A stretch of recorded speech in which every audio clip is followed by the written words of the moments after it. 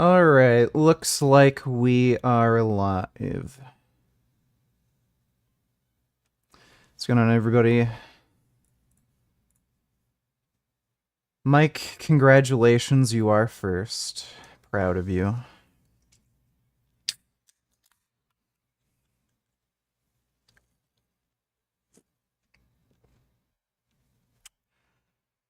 Oh.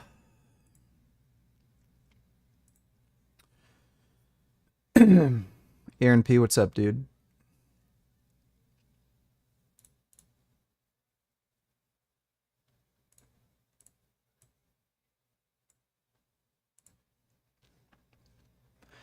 How am I feeling? I am feeling just fine. Did a lot of working out today. Looking forward to tomorrow, because there's a vegan fest tomorrow. Alright, before we get into Dumza, I think there's a few meds that we can watch.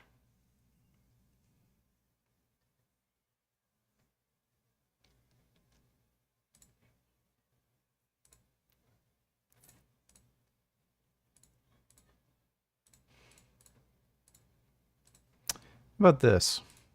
Because you say, "Oh, well, I love bench pressing," but you've never even come to work out with me and try some of these different fly variants. It's very unfair to you to say, "Oh, I like to bench press," and that's it. Next exercise we have for building your chest is cable flies. So, just to clarify, this can be different angles. You can do kind of like more mid chest cable fly, but just cable flies in general. What do you feel about them? I'm going to give it a B. I think any kind of fly movement, I'm just going to have it slightly below something like the bench press, which I just love so much. It's so easy to progressive overload on. I don't feel that you can get as much muscle development on these isolation exercises as much as you can during these big compound lifts, which obviously he's going to disagree. But that's my opinion. I like the exercise, and there's no way I would say don't do it. But if I had to pick one or the other, if I had one exercise I could do for the rest of my life, it's not going to be this one. It's going to be the bench press. A plus plus plus cable flies. I think cable flies are an A plus chest movement for a number of reasons. I generally don't like cable flies. I feel like I get less of a stretch in my chest compared to using dumbbells. And there is a good explanation for that. Dumbbells point straight down. Like gravity's going down, and if you're lying on the floor, you're going to get more of a stretch than if something's pulling out. Even if you move forward a bit to try to get the cables to pull you back more, it's just not the same. Secondly, there's so many different machines. Like, there's some cable machines that are like way too close together. It's also very hard to do cable chest flies. Like if you're at a commercial gym, good luck getting both ends of the fucking machine to yourself. Like you can never do them. So I think it's kind of weird to program in for most people, especially considering like chances are if you're at a commercial gym, you're just not going to be able to do them. Number one is those vectors of force and the angles. In contrast, let's say a dumbbell fly where you're stacking the joint at the top of the rep, you have vectors of force through the floor, gravity here, elbow, shoulder. You're stacking the joint, you have almost no tension on the chest. Now, yeah, so you get most of the hypertrophic effect when you have stretch under load. So where the movement is most important is when your arms are stretched out, which is right where dumbbells are better than cable flies. So it doesn't really matter so much if you don't get any tension at the top of the movement. What really matters is that stretch under load. That's what's most hypertrophic, and I think you get a better stretch under load with dumbbells. Now, conversely, angle a cable fly, you can selectorize that vector of force, meaning it can come from high, it can come from medium, it can come from low. It can come from the outside, meaning in the middle of the rep, you can still have a lot of contraction in your chest at that middle of the rep. The other thing is with cable flies is allows number two, that angular vector force, so we can go from low to high. Why no more workout streams? They're just kind of annoying-ish. I like just being able to get through a workout rather than worrying about the stream, but I was planning on doing some workout streams. We can go from high to low, hitting mid chest, lower chest, pec minor, upper chest, in a very, very specific manner that's very safe. So not many people, same thing. You never heard somebody say, oh, I tore my pec doing a cable chest fly. I think the biggest reason... Well, it has to do with load. Like, if you're doing a cable chest fly, maybe if you're, like, pretty strong, the most you're going to be able to do is maybe 80 pounds, something like that. With a bench press, like, you're talking about several hundreds of pounds. So just because of the load involved, you're not going to be able to injure yourself the way you can on a bench. That people don't appreciate or utilize cable chest flies as much as they potentially could is because they treat them as like an afterthought to their workout. They'll do their bench press, incline bench press, barbell bench press, dumbbell bench press, and they'll get to the end, they'll put 30 pounds on there and they'll be like, for like 12 reps. I'm like, you're doing literally absolutely nothing. If you put intentionality behind your cable chest flies and actually put some fucking weight on the stack and get a hold and a big negative and a big stretch and hold on that stretch, you are going to get a boatload of hypertrophy. The angular potential of doing things from different angles, from high to low, low to mid, is going to induce a different, like, obviously stimuli. And we want to talk about different stimuli, because if you're doing the same movement patterns over and over again, think about it like this, Greg.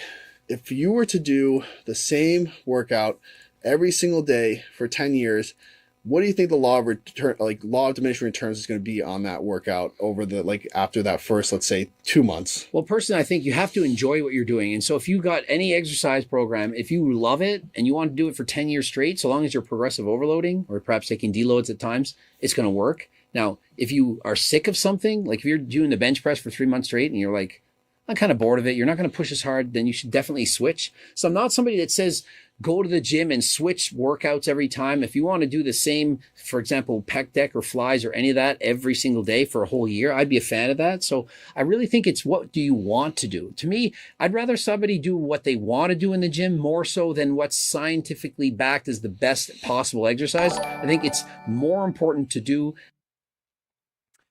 Well, Abu donated $2 react. Let me see. The water pissing out of this bottle is fat leaving your body. As you can see, it's leaving quite slowly. And nobody has fucking time for that. So I'm going to show you how to speed it up without making you do shit tons of exercise or fucking starve yourself. That is literally impossible. It's called thermodynamics. There is no way to lose weight faster without either increasing caloric expenditure and or reducing caloric intake. Because I'd be happier if both me and you weren't hangry little cunts for the sake of losing a few inches. No, I'm not going to suggest to you a fat burner because the only thing that's going to burn is a hole in your wallet. Rather, it's 3 things that every single fucker watching this video can implement straight away. Number 1, increase your fiber intake, and if you haven't a fucking clue what fiber is, here's a... Yeah, so if the only way fiber really helps with weight loss is by improving satiety. So again, this is related to reducing caloric intake. Couple of sources. Because 1 gram of fiber is actually only 2 calories and not 4, like the majority of calorie count apps count them as. Therefore, you lose more weight without actually eating less. Increase in protein, and that is totally false. I know every single personal trainer shites on about protein, and for once in their lives, they're not actually being lying cunts. Even if 2 people create the same calorie deficit, but one consumes more protein, they will lose more weight. So protein is thermogenic. It's the most thermogenic macronutrient. You do lose calories due to thermogenesis by eating more protein. But again, if you look at any study, even with very high protein intake, you're going to see about the rate of weight loss you would expect given the caloric deficit. It's not a night and day difference. So... unless you're eating more protein to help retain muscle mass, or you find it more satiating, like again, don't expect it to like be this night and day difference where, oh, high protein diet, while I'm trying to lose weight, I lose weight like crazy. But if I eat a more moderate protein diet, the weight loss is pretty slow. It doesn't work like that. Increase in sleep is the last one. I know that's easier said than done. Before I get 1,000,001 questions on sleeping more will be beneficial for you, like, I mean, your health, so getting adequate sleep, but it's not going to help you burn more fat. How many calories you should eat to get fat to piss out of your body like it is this bottle of water. Click on the highlight in my profile called Losing 5 kg. And if you want fat to piss, the water... Yeah, this guy's a charlatan. He doesn't know what the fuck he's talking about. Again, the end-all be-all to weight loss is caloric control. If you eat very little and maintain a high caloric expenditure, you're going to lose weight faster. There's no way around that. Thanks for the donation, though, Wallabu.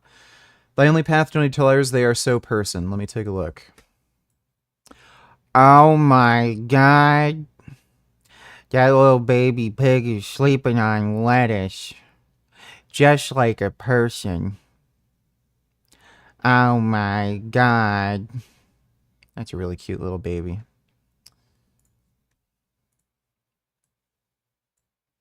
Wow.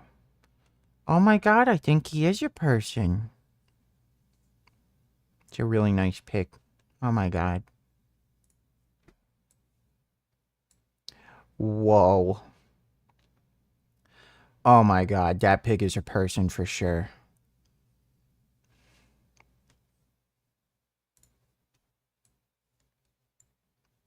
Oh my god, that raccoon's a person.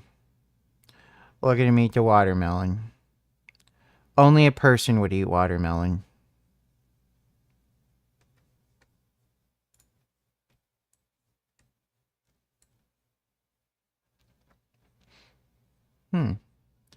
Those look like person hands.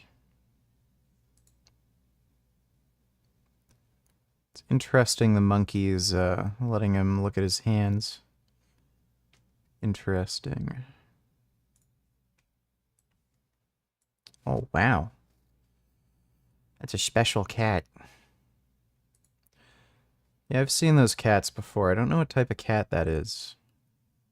It's a nice cat, though. Very interesting. You should film Finn and Prismo like this. Let me see.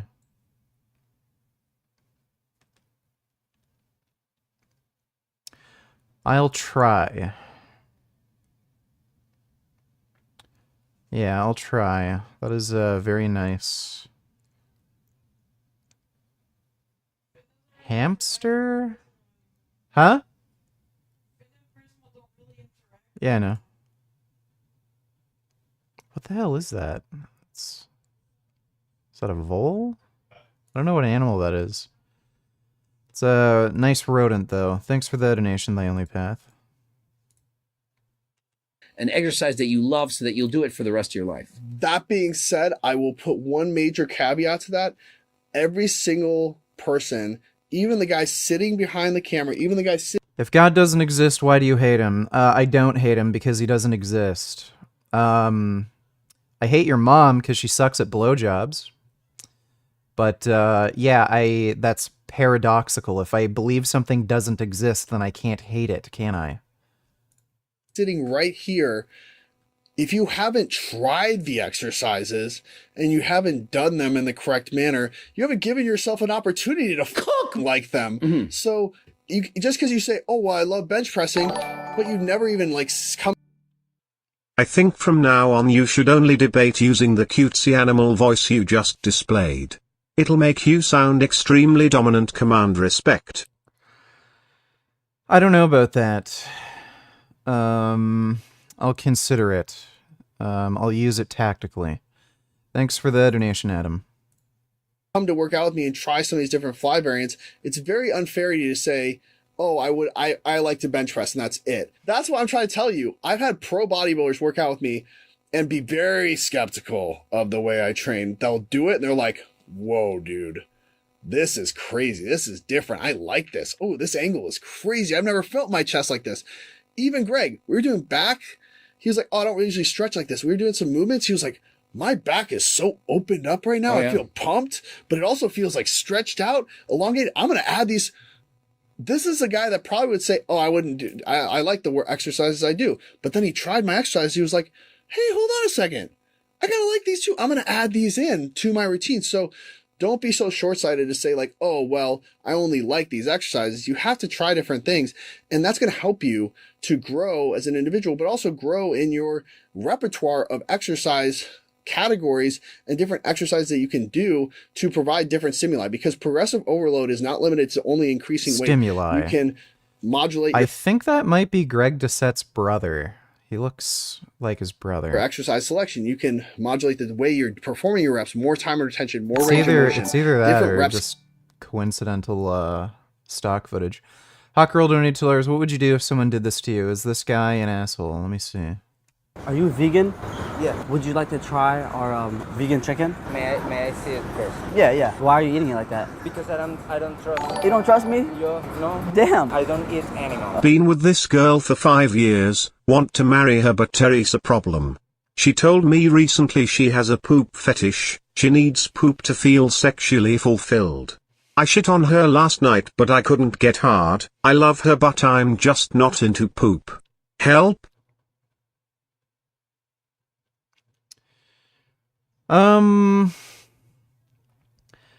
Well, yeah, so anytime you have an issue in a relationship where your sexual interests kind of diverge a bit, you can always just do it sometimes. I think it's fair if, like, you're into certain things that she's not, she's into certain things that you're not. You make compromises for each other to please each other, but it doesn't have to be like every time you have sex or every night. So that would be my recommendation, to just do something like that for special occasions or something, or if your partner really needs it or something. But yeah, I think you should just work that out. Thanks for the donation, though. I pooped on my girlfriend. You're vegan? Yes. So you can eat chicken? No. Is this chicken? Yeah. Yeah, I don't work for a restaurant. I'm just feeding vegetarian people chicken. Tastes. This guy's a dick. I just smacked the plate out of his hands, and I wouldn't have I don't accept food from strangers either, so... Especially something sus like that, but that guy's a fucking dickhead. Good though, no? Can we get an opinion? Whoa. I'm trying to convert vegans. I got us some Popeyes. I'm just trying to get people to eat more meat. Why'd you did that? I told because you I don't like vegan. vegans. I don't like vegans. I have beef with you guys, which is kind of ironic. You know, it's too bad you can't, like, choke these people as hard as you possibly can and crush their throat, so even if, like, somebody like rips you off them, their throat's just crushed, so they're just gonna suffocate. I'm gonna call the police. Wait, hold on. Call the police. Look, now it's fair. Are you vegan? Yeah. Would you like to try our vegan chicken? Yeah, that guy's a fucking loser. Fuck that piece of shit. Schemes. These are all ways to progress your movement patterns without having to necessarily do the same movements, just going heavier. So that's why I'm rating pec or the cable flies is an A+, because you can do so many different variants and never really. You can do plenty of different pressing variations. So you can do close grip, wide grip, super wide grip. You can use machines, you can do incline, decline. There's plenty of different pressing variants. It's not like you're limited in terms of angles when it comes to pressing. Not to say that cable flies are a bad movement. I think chances are, in my opinion, dumbbell flies are just better. Especially from a practical perspective, if you don't have your own gym with a functional trainer, you're just never going to be able to use the cable machine and have it all to yourself. Like, there's no way, if you have a commercial gym or you're training out of a commercial gym, you're going to be able to, like, reliably put that in your program and do it.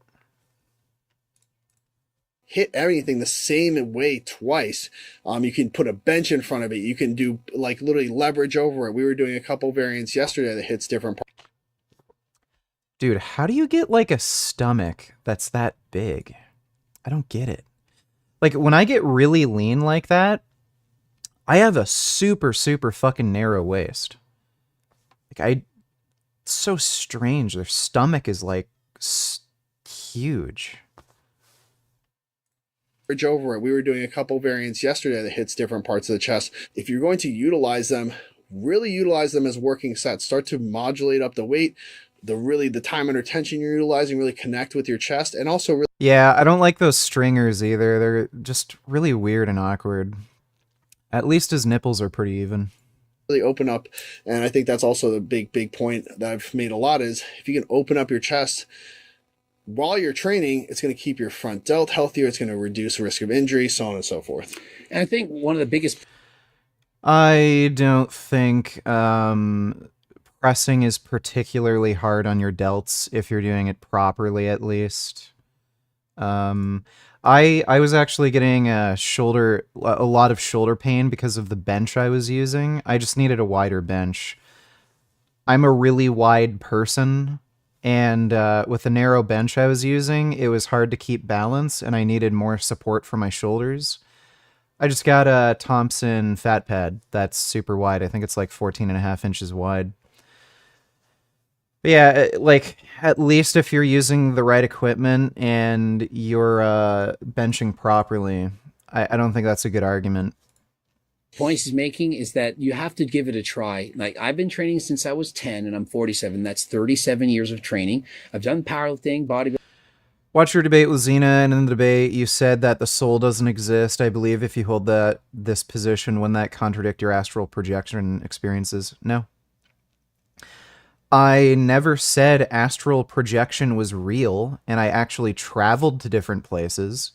That's just what I saw. Like, I've taken mushrooms and seen plenty of weird shit. Like, I've seen the world waving and colors. Like, were the colors and waving actually there? Willie Mac made a new video covering FouseyTube. Can we react to it later? Jesus, 58 minutes long. Maybe. If we can't get through it today, we'll watch it tomorrow night. Argued with a commie who denied China's plans for Taiwan, then sent me pics of Taiwanese wearing SWAT stickers and praising Imperial Japan to justify Xi Jinping planning an invasion. They gonna run the same way, just denazifying Ukraine shit on Taiwan, haha. I wouldn't be surprised if that was either totally fake or they're like Chinese agents or something doing that. Or maybe they're just like some crazy wackos that are Taiwanese. But yeah, the idea that most Taiwanese are crazy wackos that are big fans of Xi Jinping,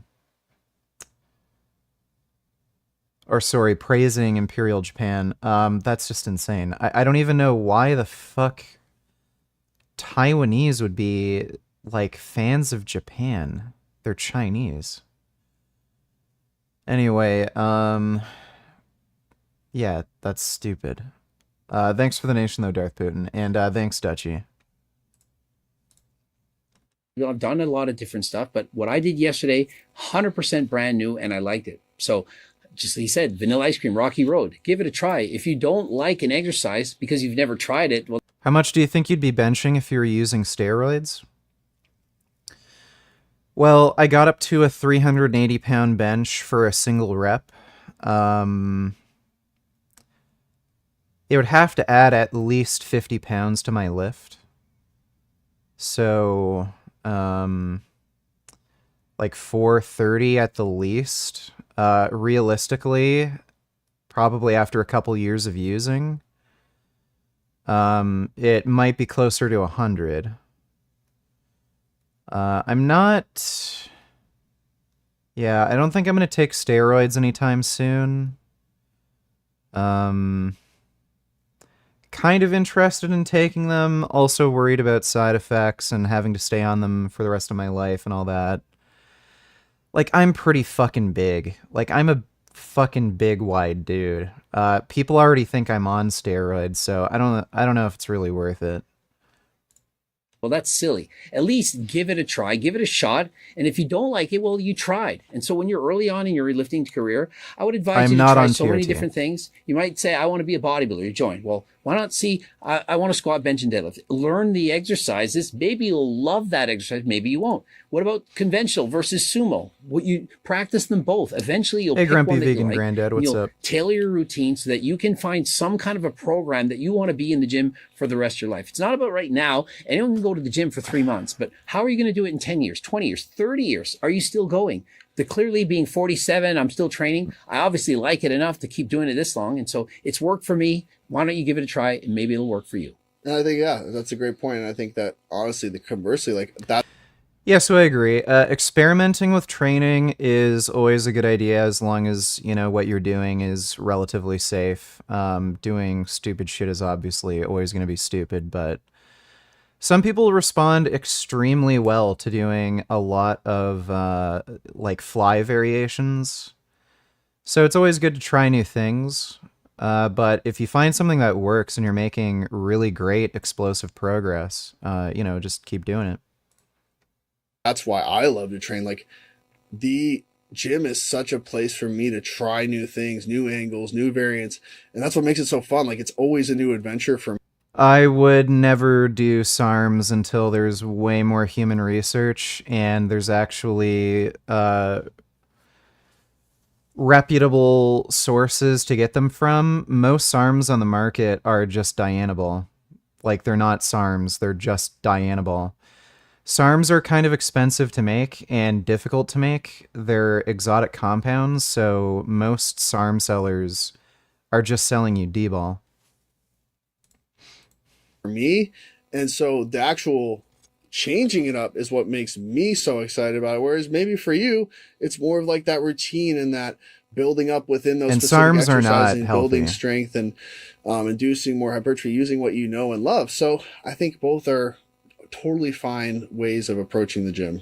And it applies the same in dieting. I've coached so many people, thousands, 100%. and they want the same exact diet every day. And I'm like, why would you want that? So I'll give them the diet plan. A week later, can I have this instead? Can I have that instead? So when I coach people, have so many different meal choices. I don't want you to be stuck on one thing. If you want to eat the same thing, French toast every day, good. If you don't, eat something else. I don't care if it's a lasagna every breakfast. Eat the things that you like, make sure it's healthy, and you'll do it for the rest of your life. If you don't love it, you're not going to do it. We are going to move on to the dumbbell, either flat, incline, or decline press. There's dumbbell pressing in general. Dumbbells, I'm going to have to give it a B rating because I don't, again, it's a...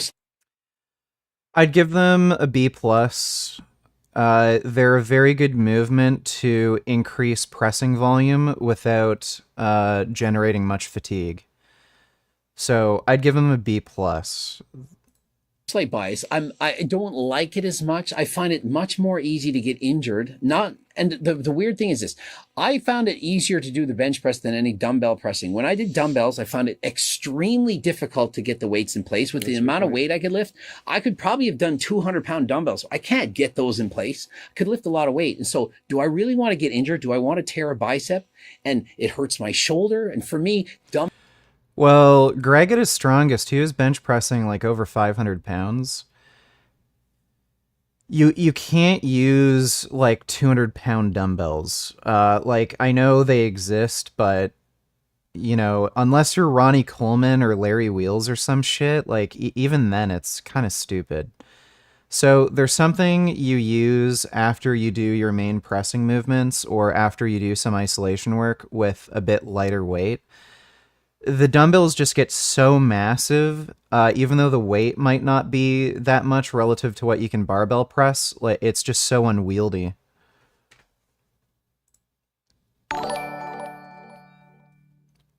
Looks like the bigger man has also been hitting the peds. What is his name, height and weight? Also, how old is he? Let me see. Eric Janicki is his name. Height and weight. So apparently 6'1", And when he was 13 and a half weeks out, he was 251 pounds. He looks way closer to like 300 pounds than 250, honestly. That's crazy. Yeah, he is on a ton of fucking gear, bro.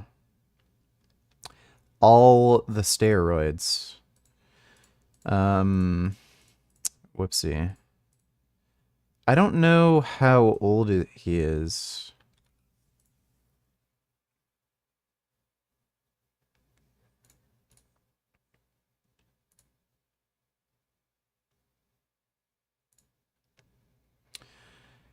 In 2020, he said he was 29, so he would be 31. Or sorry, 32. I think he looks older than me, so he's the same age as me. I think he looks older. Might partly be because of the beard, but yeah, I think he looks older than me.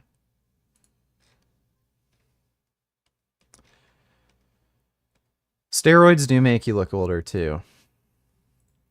Thanks for the donation, though, Sam. Appreciate it.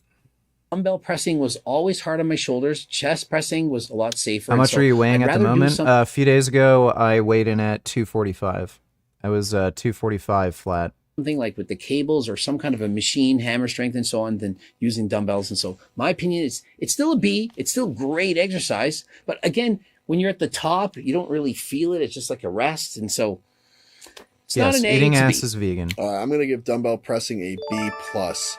I think that the reason is because ergonomically you can move your hands in whatever way that feels the most comfortable for you. So like unlike a barbell or a Smith machine, you're stuck here. You can rotate, you can come here. It allows you, everybody's built a little differently and has different levels of mobility. And I think dumbbell pressing. There isn't a single person on the planet that has mobility issues with a barbell. You can move your elbows into whatever position, and your wrist has quite a lot of articulation. Nobody's wrists are in pain from bench pressing if they're holding the bar properly and they have adequately strong forearms. There's a really good medium. Looks gross. I bet his diet is really good. I bet it's not. Greg Doucette actually has a pretty good diet overall. He doesn't eat much meat. When he does, it's usually fish or lean meat like chicken.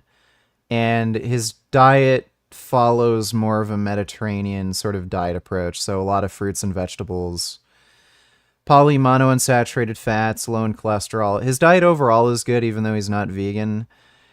He probably doesn't eat great, if I had to guess. Like probably lots of red meat and shit. Thanks for the donation though, Sam. Medium, where you can really just utilize your musculature and your kind of exoskeleton to its maximum potential for pressing. Exoskeleton? We have endoskeletons, sir. We're not insects. Modality, because it just you can really control the weight in any way that you want to. The good points that Greg made were that it is a little dangerous, especially at heavier weights, to really rock that. You can really hurt your bicep, your front delt. So make sure you have a spotter. Make sure you're honest. What was that guy's name who tore his pec really badly doing dumbbell press?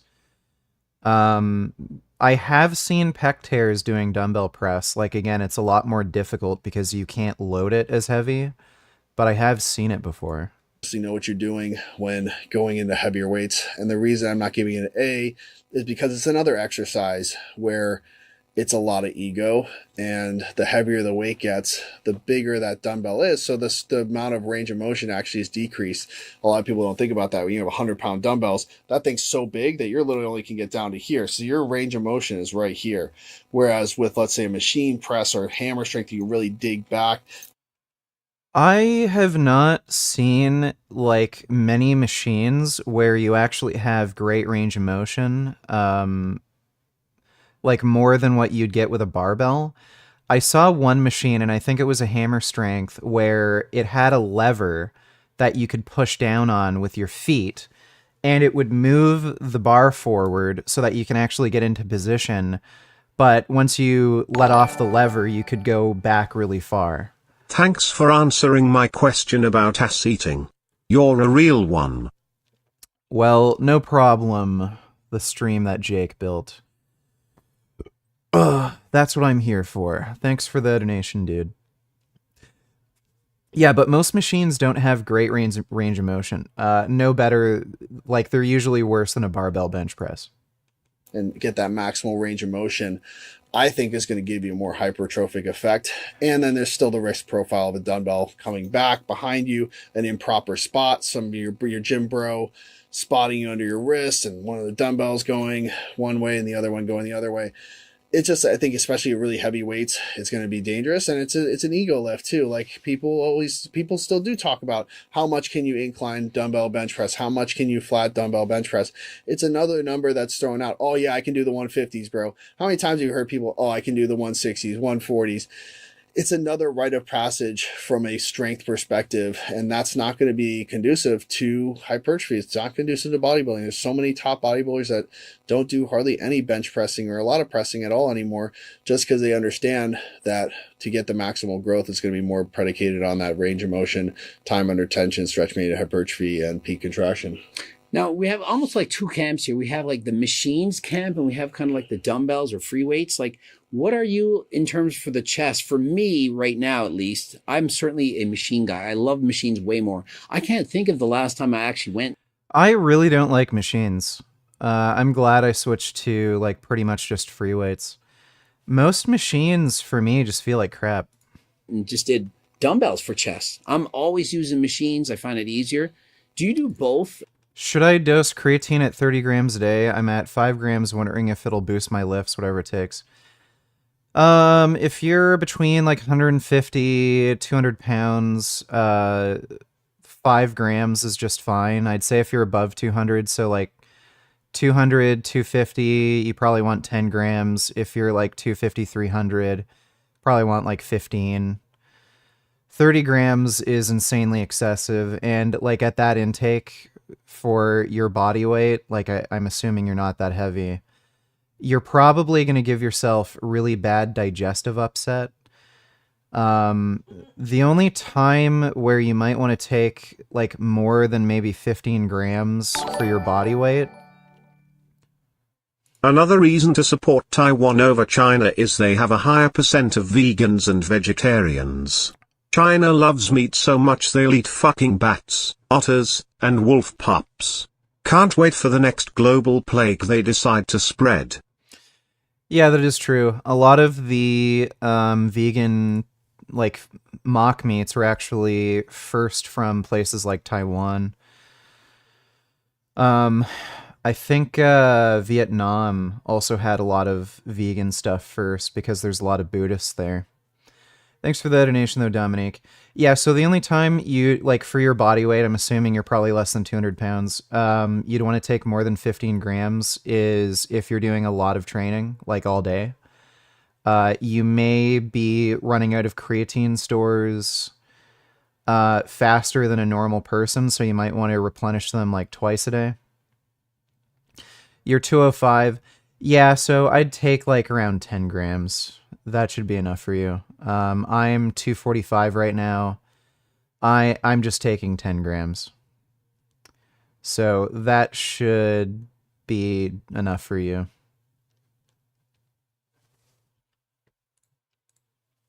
Or do you have one that you like more than the other? 100% I do both. I think it's more for me. I don't have to do bar chores tomorrow, so I may come along. Okay, are we going to take the car then? Because, like, you and Isaac on the sidecar, I don't know if that would really work on the highway. Yeah, it's a lot of weight. If you were both lighter, then maybe. Yeah, I know. Even still. I think Isaac weighs like 170, he told me. Yeah, that'd be hard to take Finn. So yeah, if you're gonna come, then I guess we'll take the car. That means you have to drive. All right. I'm looking at those principles. Where am I maximizing the motor recruitment, the range of motion, the time under tension, and the safety of the movement pattern? So for me, that could be on a machine like we were doing the machine press, and that was great for me yesterday in terms of those principles. I was getting a big stretch at the back. Machines are great for additional volume. So if you want to do like 15, 20 rep sets, machines are much better for that sort of thing. Huge peak contraction, never felt unsafe in any way because it's single planar, it's on a track. I can literally drop it at any time I want to. There's a foot pedal for me to release it, like all of the things that check my boxes. So for me, it's less about machines versus free weights versus cables. It's about which of those boxes am I checking in the most kind of. Paul Saladino resorts to drinking raw milk meant for cats and dogs in a state that's illegal for humans to eat. Imagine if beef were illegal, he would probably eat dog meat or cat meat out of cans. Yeah. He's an idiot. Raw milk is super fucking dangerous. This is why I'm drinking pet food at Sprouts in Texas. This is not pet food. This is raw kefir. This is fermented raw milk made at Raw Farm in California. I've been to this farm and seen how this is made, but... Yeah, so if you eat raw dairy, you can contract tuberculosis. Cows, just like humans, get tuberculosis. And if you drink cow's milk, you can get tuberculosis of your bones. It doesn't just infect your lungs, it can infect your bones. And that is one of the most painful and debilitating diseases you can possibly get. So, real genius move to drink raw cow's milk, you fucking idiot. And what a disgusting fucking moron. Wow. Here's the catch. Direct sales of raw milk, of raw dairy, are illegal in 37 states. Yeah, there's a reason for that. It's because it kills people. Like Texas. This to me is a travesty when we know that raw dairy products improve eczema, allergies, and Really? So getting a disease improves allergies? asthma, something that kills 13 kids a day. More people would fucking die if raw cow's milk was on the market, you fucking moron. Consumers can't directly buy raw dairy in the majority of the states in the United States when things like cigarettes, processed food, seed oils, French fries, garbage foods, they're legal, but raw food isn't. Yeah, so the thing is, people know the risks when it comes to drinking alcohol or smoking cigarettes. They don't understand the risks when it comes to food products. So when you buy a food product, you expect it to be safe. You might not expect it to be healthy, but you don't expect to, like, again, get tuberculosis and die from it. So big difference there, stupid. And so, sometimes you gotta drink pet food. I'm gonna do it.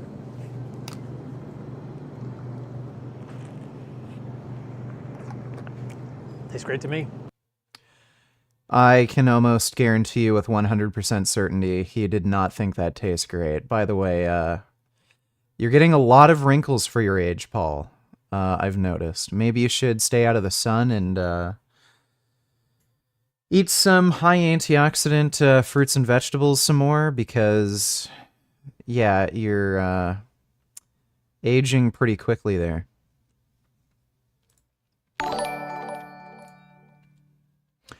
Dodo $22, can you react to Vivek talk about climate change at 47:30? Sure. If you guys don't...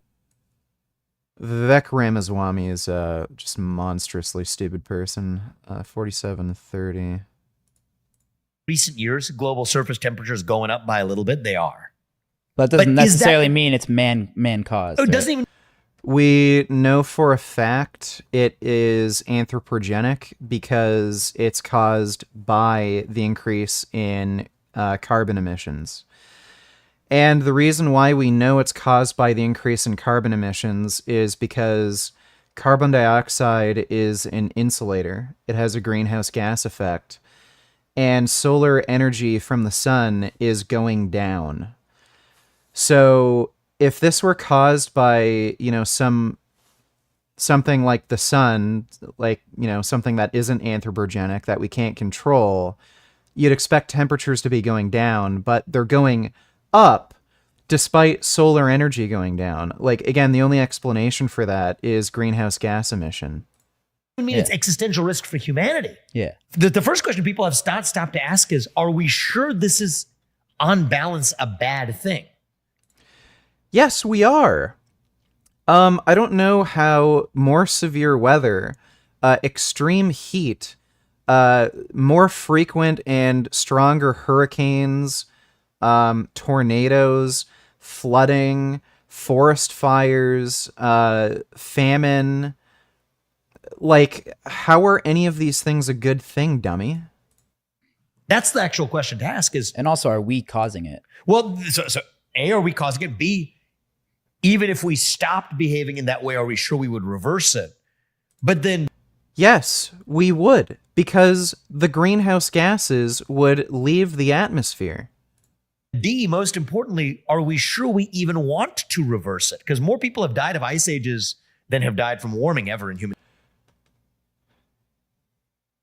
Are we being serious here? history. Today, as we speak right now, 8 times as many people die of cold temperatures as warm ones. Yeah, I don't know if that's even fucking true. Like, how many people have died in a number of these forest fires? It's in the thousands. On top of that, there have been thousands of people, or no, I think, was it in the tens of thousands that died in the floods in Pakistan? The right answer to all temperature-related deaths is more access to energy, including fossil fuels. Here's a fun one for you. Ice Age would be so fucked. What's that? Ice Age? Oh my God. Oh my God. It'd be, so I think somebody wants to make a pretty good movie right now. It'd be like a futuristic dystopian movie where 200 years from now, we're on the cusp of a looming ice age because we weren't using carbon dioxide. We stopped all carbon emissions, and all of humanity is just raging into... I can't even. So, when was the last ice age? Like 20,000 years ago? The last ice age was 26 to 19,000 years ago. So, that's a pretty long time. I don't know why you think in the next 200 years there'd be an ice age. This is just burn insane. as much coal as they possibly can to power our energy grids, but also to be able to put carbon dioxide in the atmosphere to stave off that looming ice age. It'll be a fictitious premise. It would call a bluff and make Hollywood go nuts. Well, I mean, yeah, if there was a climate catastrophe, like this is so weird. It's like a contradiction. He's acknowledging that greenhouse gases like carbon dioxide warm the atmosphere. So yeah, I mean, in theory, in a futuristic society, if there was some sort of climate catastrophe like that, where an ice age was looming, we probably would increase carbon content in the atmosphere to offset that. So, like, is he acknowledging that carbon emissions are fucking contributing to increasing temperatures? Like he'd have to be. So this is a contradiction. He's, on one hand, denying that carbon emissions, including things like methane, nitrogen, are contributing to climate change. And then he's saying, oh, but those things do cause climate change. But on the seriousness of this, putting the joking to one side, I'm going to share a hard fact with you. This is hard fact. This is going to be not a fact. Actually, I'd be curious for your guess on this. Mm-hmm. If you don't already know it. If you know it, you know it. It's almost more interesting to know based on what you've consumed and what you hear in the public. What do you think the answer is? For every 100 people who died of a climate-related disaster in the year 1920, hurricane, tornado, heat wave, drought, for every 100 people... There's more hurricanes, heat waves, droughts, and forest fires now. People who died back then of a climate-related disaster. How many people died today of a climate-related... More. Like, there's more of these things, you idiot. disaster. Wait, you're saying 100? Like back... This guy is just out of his fucking mind. Ice ages literally take hundreds of years to occur over winter after winter, if it being too cool for all the snow to melt. I think people saying shit this stupid should be banned from the internet or public speaking. Yeah, I kind of agree. Especially Vivek Ramaswamy. That guy is just a delusional fuckwit. Thanks for the donation, Quest. Thank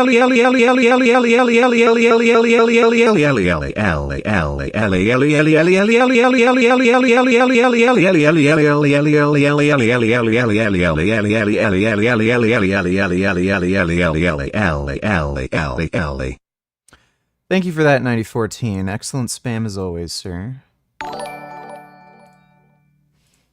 I'm gonna come on the ground and watch it simmer. Well, you better do that soon, because it is starting to get cold. Thanks for the donation, Nut. Fervent way, as opposed to like just trying to like pick, okay, it's either going to be a machine or a cable or a dumbbell. I think all of them have their efficacies based on what movement pattern you're performing. All right, last one we got is the traditional body weight push-up for chest growth. I know a lot of people wake up and they're like, oh, I'm going to do 100 push-ups in the morning. What do you think about push-ups for chest growth? I don't think they're good. Like maybe a C. I don't know why you'd do them over like a barbell bench press. I have to say that this is a great exercise for a beginner, not Yeah. a great exercise for somebody who's in advance. So I'm going to overall give it a C. And I think I'm biased because I can do so many push-ups. At least I used to be able to. Giving it a C. I think it's great to get you into the gym to start. Anyone can do them at home. If you can't do full push-ups, you can go on your knees. If you can't do those, you can go against the wall. But if you're a strong person, if you've been training for a while, push-ups are probably going to be far too easy. Yep. So I think that push-ups for me, for bodybuilding purposes, are like a D exercise. I think that there's so many better exercises to utilize your time. Sure, you could do like... Yeah, I'd agree with that.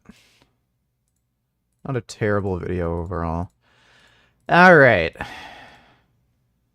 So, this very girly man who likes to wear jewelry and show off his inflamed nipples is going to talk about fast ways to increase testosterone today. You want to bet all of this advice is going to be terrible. There was a study which said that if you watch porn before a workout, you would increase your testosterone and be more likely to hit a 1 rep max in the lift. There's better ways to increase your testosterone which doesn't fry your dopamine and make you feel like a loser. Yeah, so he doesn't know anything about dopamine. Frying your dopamine, that's not a thing. That doesn't exist. I don't even know what he means by that.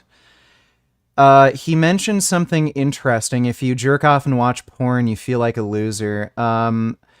There is such a thing as post-ejaculatory syndrome, where after men ejaculate... and it can be either through masturbation or from sex, they feel ashamed of themselves, they get anxious and nervous, they feel very tired or weak or trembly. That's actually a sign of low testosterone.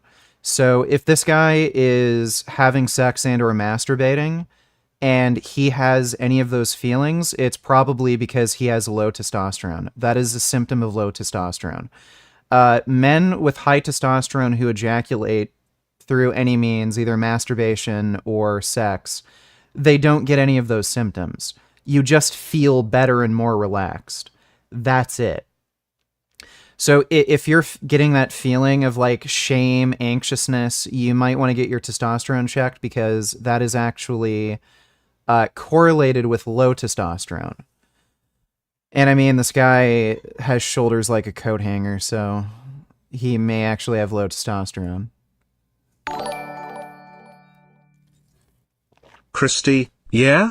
Sundus, yeah. Gluck gluck, Christy, your turn, fuck it. Gluck gawk gawk gawk ga Sundus, my turn, bitch. Gluck gluck gluck gluck gluck, Christy, oh yeah, I like that. You like that, Richard? Sundus / Christy, ha ha ha. That was great. Hi VG. I hope that you are doing fantastic tonight.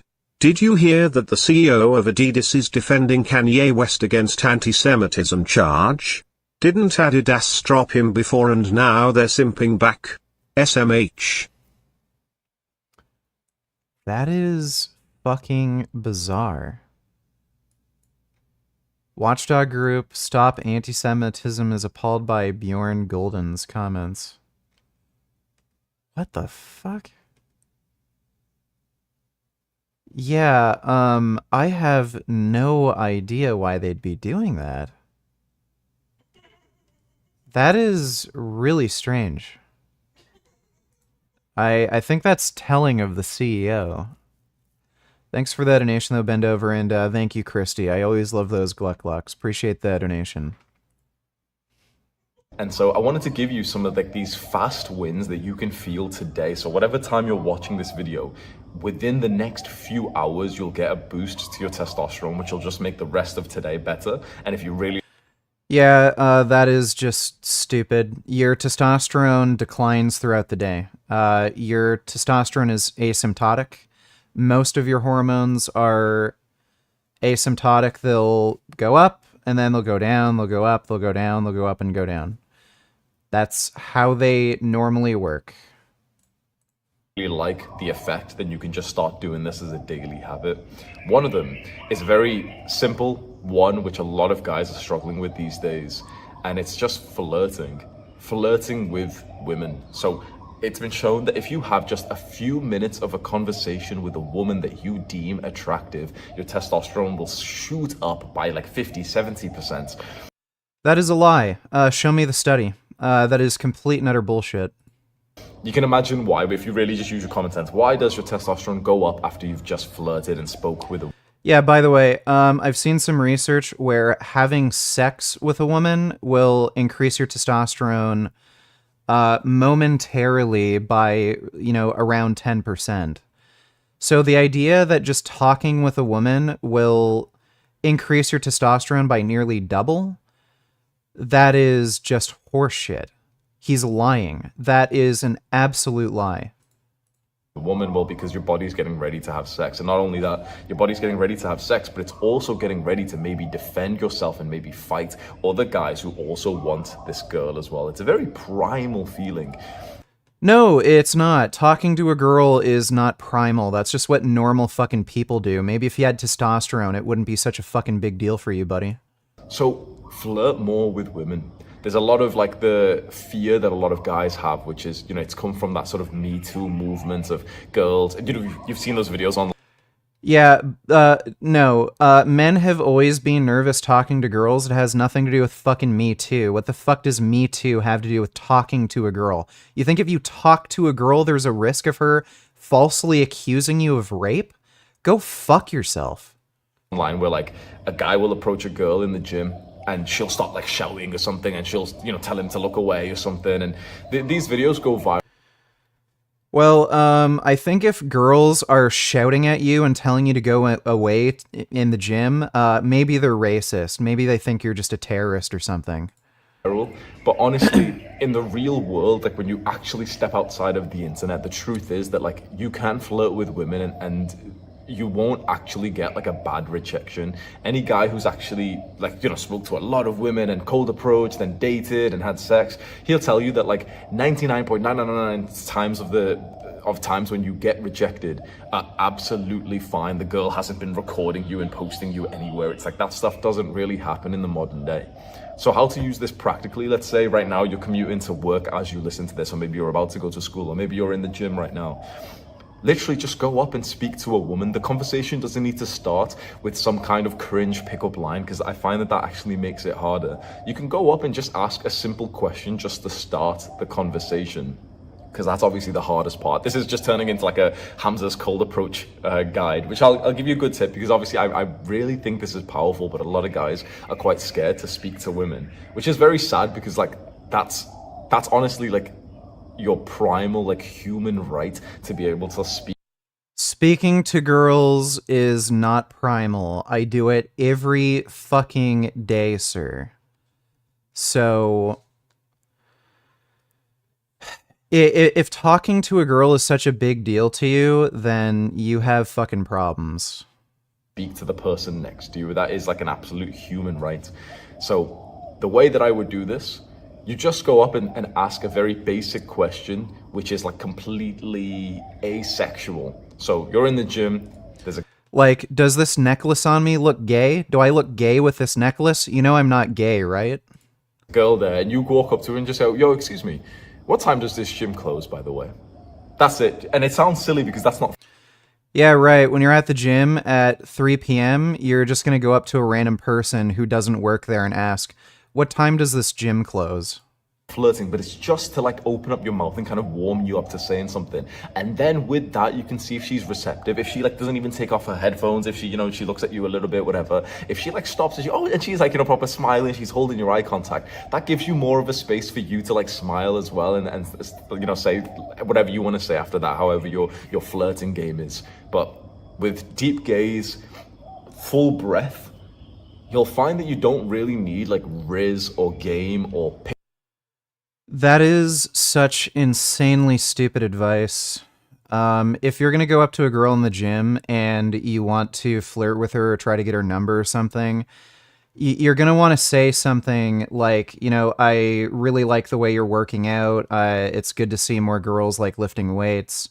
You're working hard, or just compliment her outfit or something like that. If you just say something stupid like, what time does this gym close?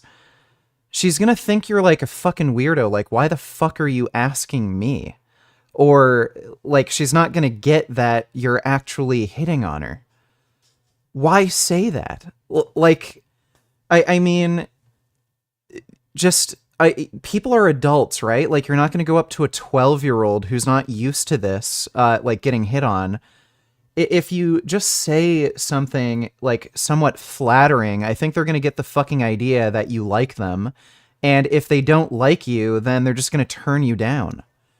Like, what time is it? When does the gym close? Ugh. This guy is just such a little weaselly fucking beta. Yeah, rather than just, you know, making it subtle but obvious that you like somebody... just ask them, when does the gym close? Has Hamza ever dated? Do we have any new Frank vids? Honestly, I don't know if he's ever dated anybody. With how horrible his dating and pickup advice is, I really, really don't fucking know. I don't know if there are any new Frank vids. Let me take a quick look.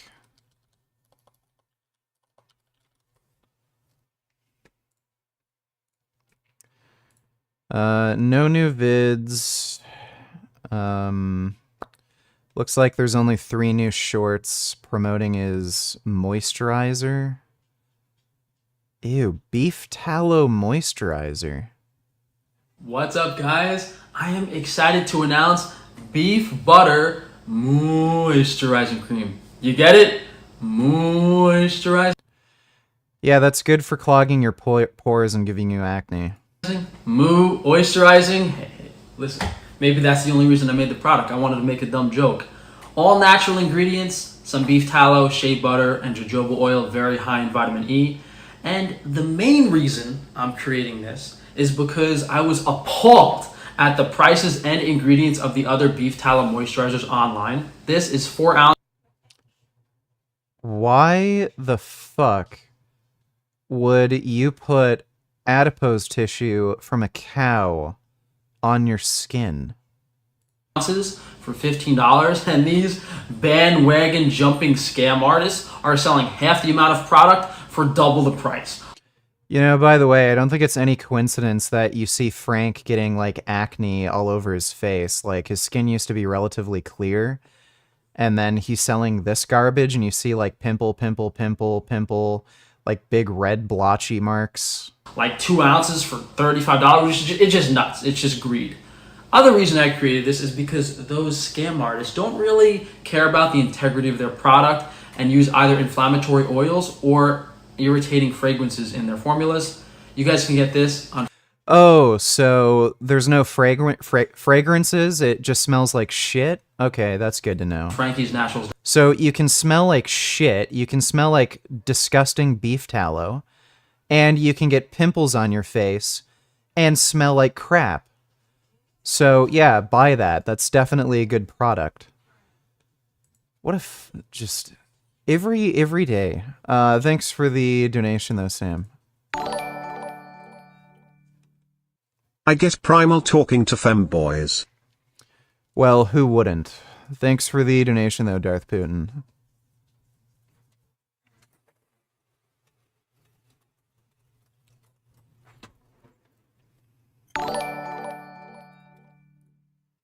Can you finish listening to what Vivek was talking about? What real tips do you have for increasing testosterone? Well, we already finished. There wasn't really much else to say. He just said stupid shit that more people died from climate change or something 100 years ago, which again is untrue. What real tips do I have for increasing testosterone? So avoiding plastics, so like or plastic compounds like phthalates.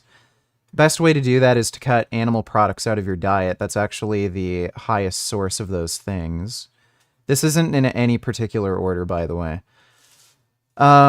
Staying at a healthy body weight. So if you have a lot of excess body fat, that will increase aromatization, and that will then lower your testosterone. So if you stay at a healthy body fat percentage, your testosterone is likely going to be higher because there's reduced aromatase action. Reducing stress. So if you have a lot of stress, that will reduce your testosterone. When cortisol levels go up, testosterone goes down. Carbohydrates are also important for testosterone. So if you eat a low-carb diet, that will increase your cortisol levels and again decrease your testosterone. So eating adequate amount of carbohydrates are important for testosterone levels.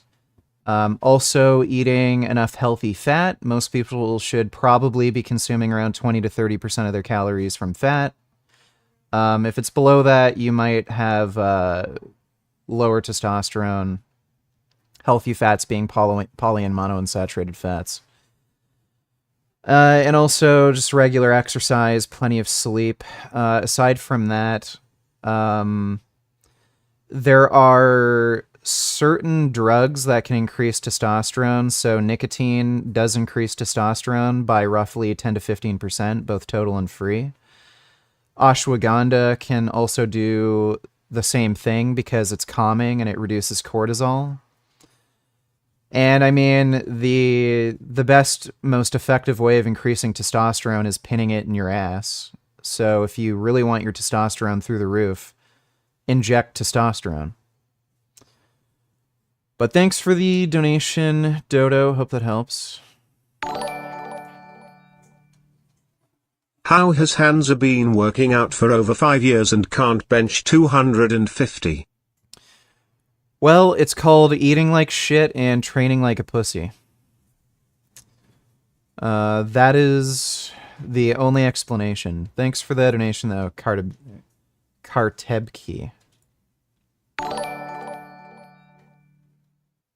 I can't believe this goofy motherfucker was convinced of the carnivore diet because some gym bro benched 255 pounds for 3 reps.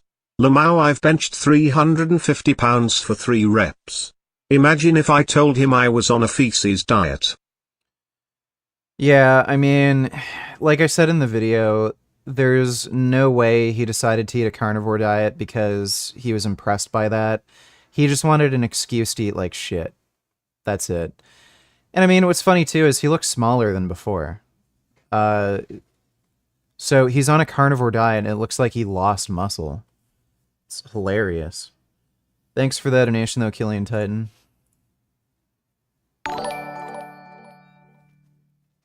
I truly wanted to normal cats, but it did not work out. Wow. Well, they are orange though.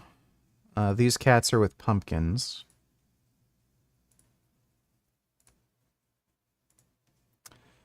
Yeah, these AI paintings are a little weird.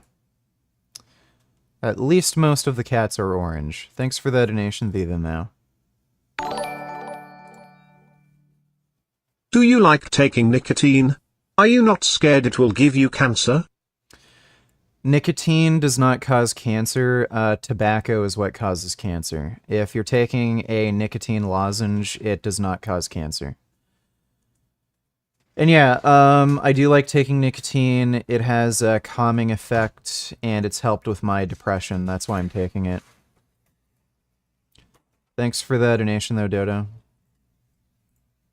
Pick-up lines or anything like that. If you are a man and she is a woman and you have masculine energy and she has feminine energy, just by you breathing fully next to her and holding her eye contact, that's more than any pickup line could ever be. Nope. That is just fucking stupid.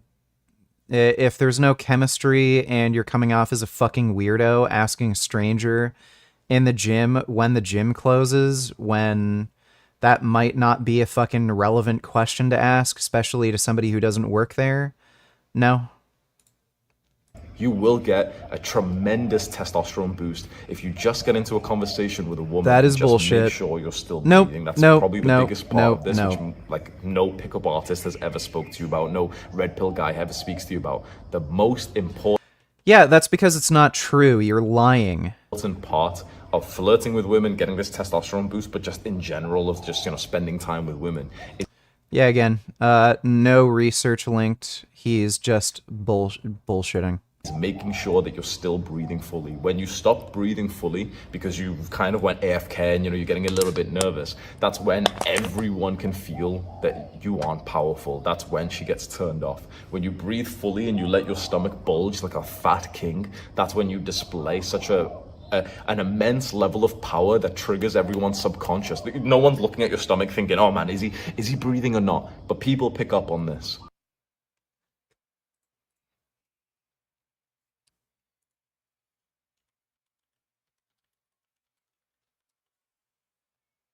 So apparently, if you have a big bulging stomach,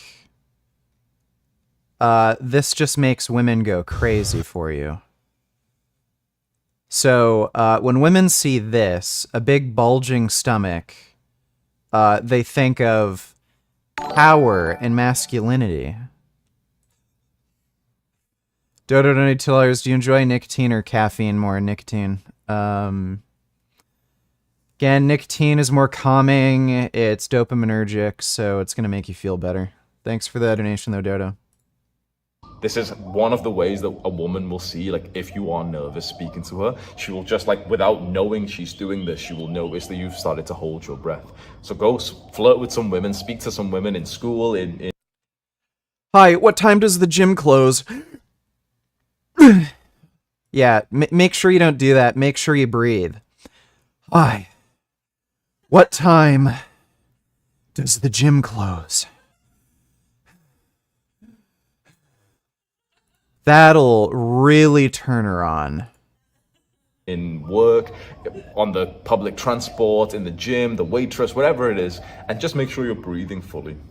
The second fast win that I can get you today is to do the workout for testosterone.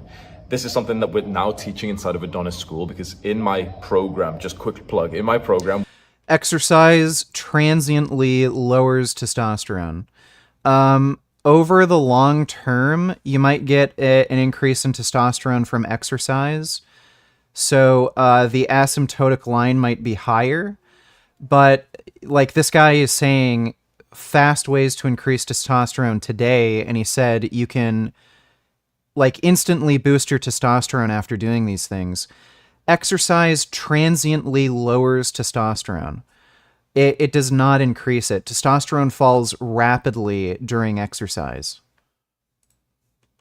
we have a testosterone teacher. So if you're really interested in this, you want to get girls, you want to start to attract like your beautiful feminine wife, you want to increase your testosterone, feel more like a man, you want to become a superior man, Adonis School is my program for that, which is, I really like it. So you can join that, learn from me, learn from our coaches, and join the community and improve your life as a man. The second way then is the testosterone workout. So not many people actually speak about this, but there's a workout routine that has been shown to have a significant improvement to testosterone. Most workout routines are actually decreased testosterone. You know, all exercise will decrease your testosterone transiently. All of it. And that's because those hormones are being used during exercise. It's there's also fatigue being built up, and fatigue reduces testosterone. So there is no exercise you can do that will transiently increase testosterone. It will transiently decrease it. Like the bro split you've been on, the push-pull leg split, all of that, like normal workouts, all of that actually slightly reduces testosterone till you sleep and you recover. But there's a few workouts which have been shown to actually have like a big impact, and they are specifically 6 sets of 10 reps.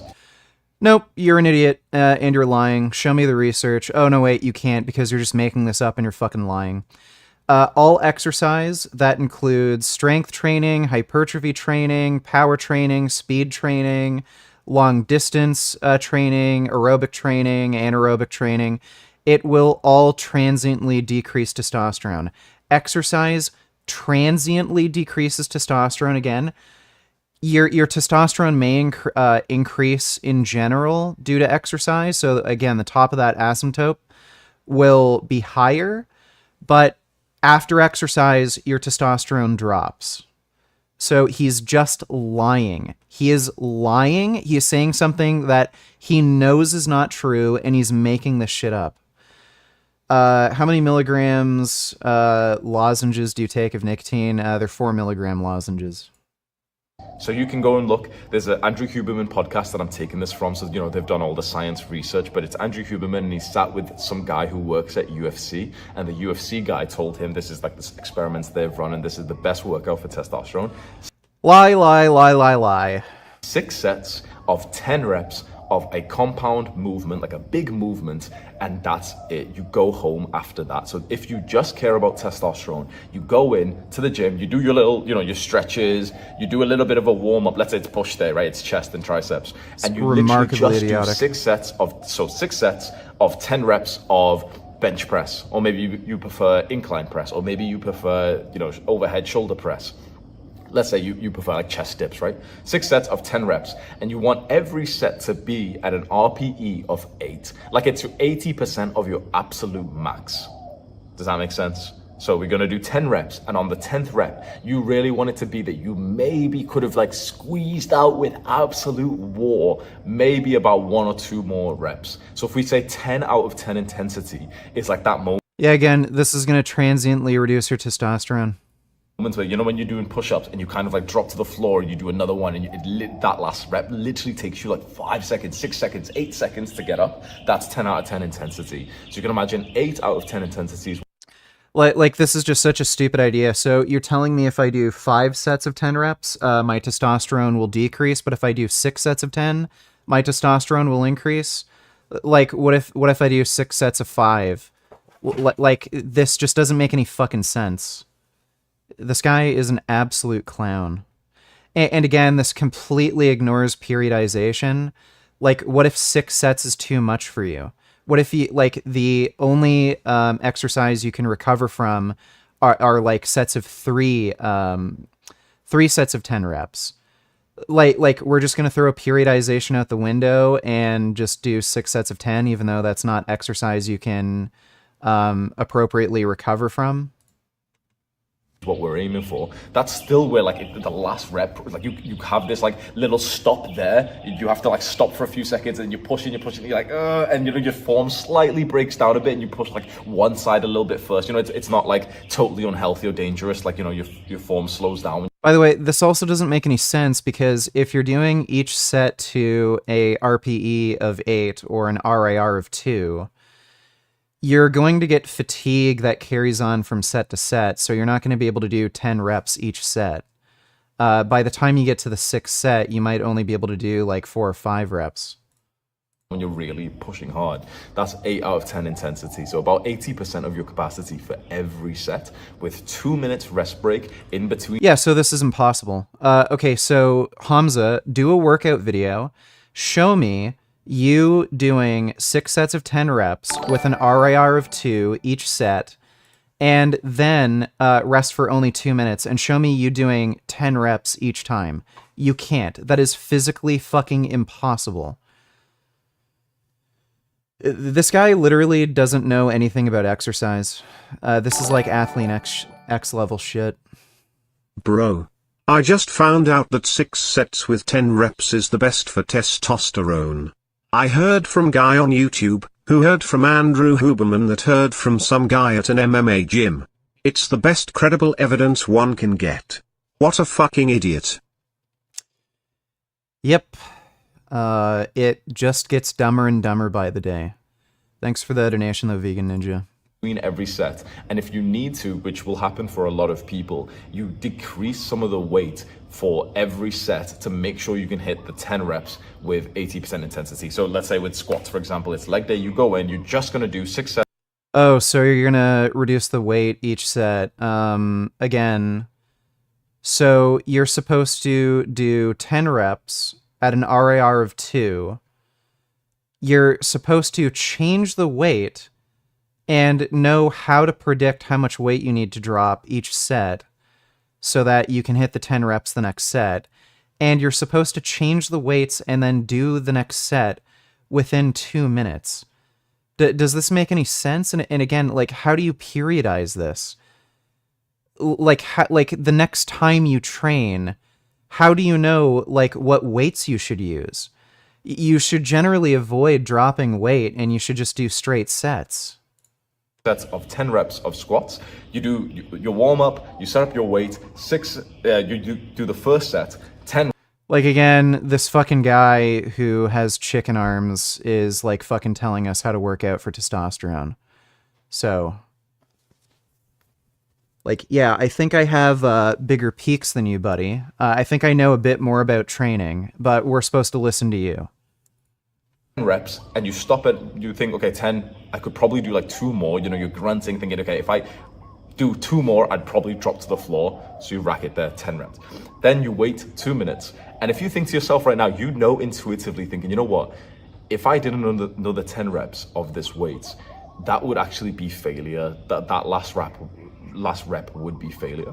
If that's the case, what we want to do is keep the same level of intensity, but we just want to decrease some of the weight. So a big part of making muscle and a big part of training to increase your testosterone is to not be loyal to the weight that you use. We don't actually like. Again, how are you going to periodize training if you keep changing the weights each set? What do you do the next workout? Do you increase the weight for each preceding set? Do you only increase the weight for the first set? Like, you should generally just do straight sets. I don't know why you have to do the same exact amount of reps each single set, especially with higher reps. Like, when you get into the, 10 rep range or more, you're going to carry fatigue on from each set, and you're just gonna have to reduce the amount of reps you do. That's how it works.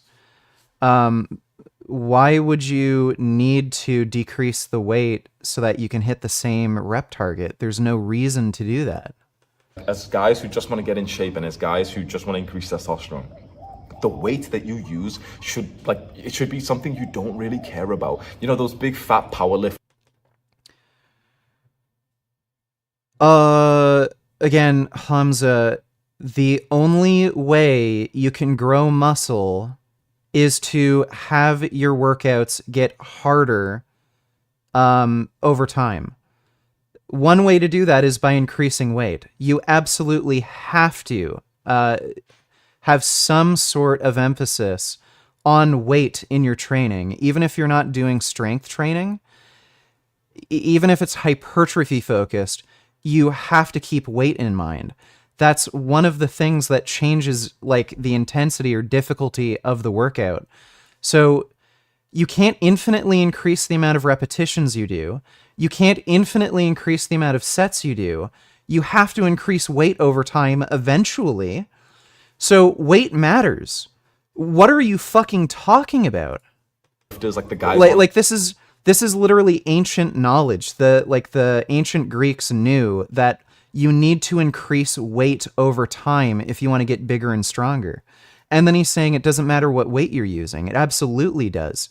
Again, this is the guy with fucking chicken arms telling you this. Do you want to make progress or do you want to look like Hamza? Like a guy who can't even bench 250 pounds after working out for 5 years. On Reddit who ask you for your squat 1 rep max and shit. Those guys who've got stiff hamstrings and everything. They care about that shit. But for us young guys who just want to be masculine, who want to get testosterone, who want to be in shape. Sorry, like he's talking about for guys who want to be masculine. Do you think like strength is a masculine thing? I was under the impression that like being a man has something to do with being physically strong. And this guy is just telling us, oh yeah, don't worry about being strong. You can be a fucking weakling. Oh, DD donated $2, promotes organic food and says he's mostly vegan.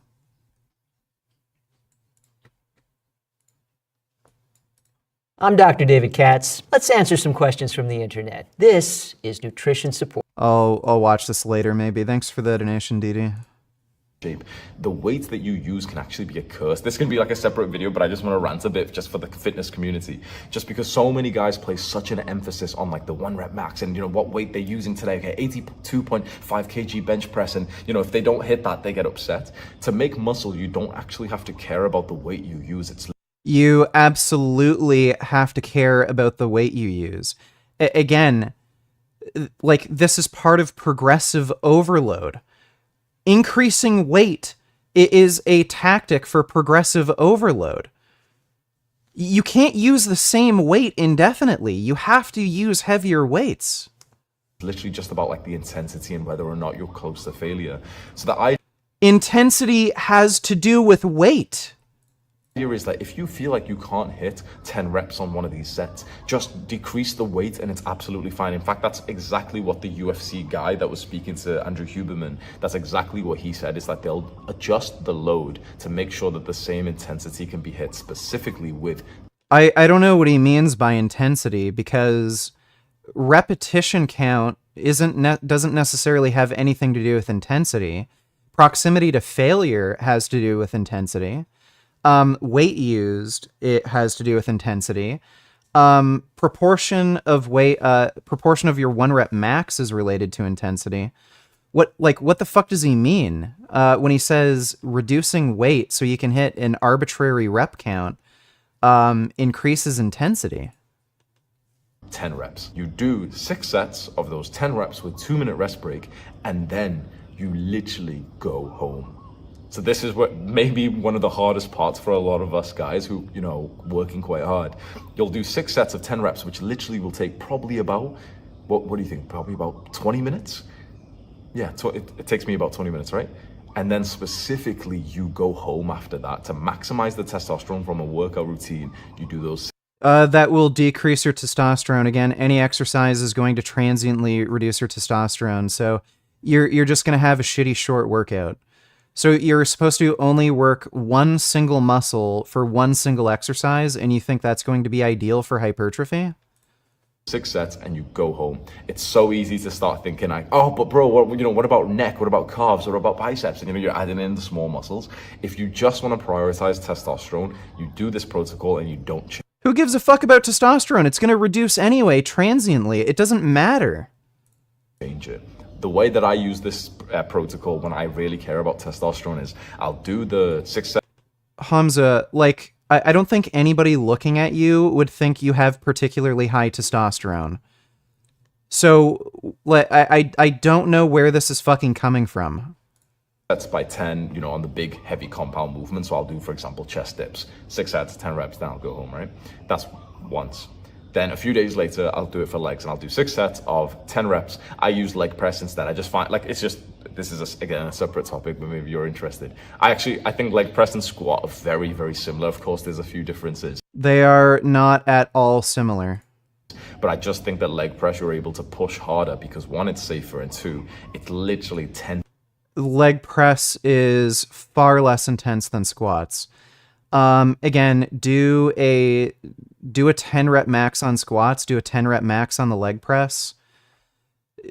Take a guess what's going to cause more soreness afterwards. 10 times easier to set up the weight. With squats, the warm up itself takes like 15 minutes. When you're putting on the weight, you grab the plate, put it on. Okay, that's one. By the way, let me see.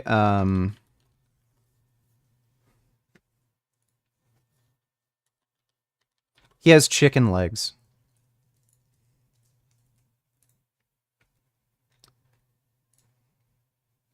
Get outside. So Hamza has chicken legs. Oh wait, that's not Hamza, my bad. Where the fuck is a clip of him? There we go.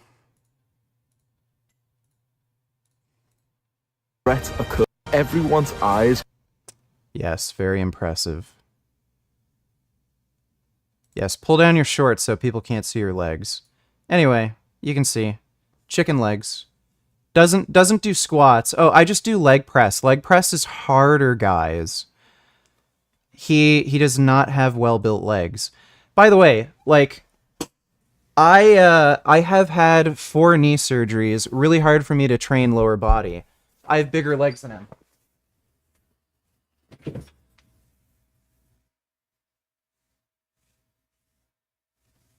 Even my left leg, the leg that I've had surgery on, is bigger than Hamza's. Okay? So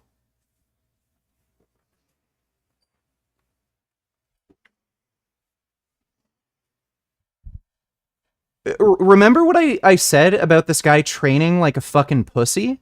This guy avoids hard exercises and then justifies it by saying the easier exercise that's less fatiguing, causes less soreness, is better for you than a heavy compound lift like squats. 1 plate each side, then you put on 2 plates, then you put on like the 5, you know what I mean? It takes a while to build up to your squat weight and everything. Whereas with the leg press machine, not even the plate loaded one, literally the machine that like grandmas use, if it goes up. I don't even know how we can claim this. So if you're gonna, you need to use more plates for a leg press. If you can squat, say, like 315, so 3 plates aside, most leg press machines, you're going to have to put like 5 or 6 plates on a side. As if that takes less time to set up. Up to enough weight, like 300 kilograms. Like, again, this guy's just afraid to squat. He's just afraid to squat because he's a pussy. Go easy on the guy. Not everyone has BBC 6 feet 3 inches genetics. He's big for an Indian guy. Well, he's Pakistani, and I think he's either 6 foot or 6'1". He's not short. So, like, again, he just trains like a fucking pussy. He's afraid of lifting heavy weights. He's afraid of doing exercises like squats. And he just does easier exercises that are not going to put mass on your legs like other exercise. Like, I don't even think he trains hard. I'm not sure if this guy even, like, trains within a close enough proximity to failure regularly. Thanks for the donation, though, Turbo Black Pill. All you have to do is just take the pin out and put it in. That's it. My warm-up takes me literally about 30 seconds on leg press. Wait! Oh my god! He doesn't even do a normal leg press. He uses one of those machines that, like, are for fucking, like, girls or old people. He uses one of the fucking the plate machines where you put the pin in. Time for a burp break XP. Dude, this guy is pathetic. Let me see. Burp break. Oh my god. Uh-oh. Uh-oh.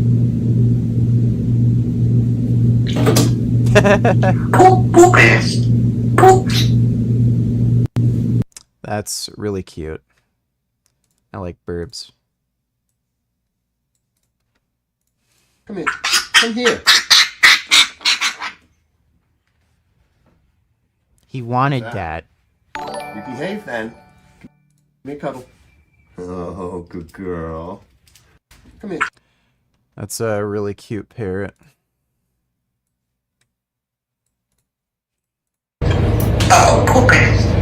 Poopers. Poo-poo. That bird poops, and he knows that he poops.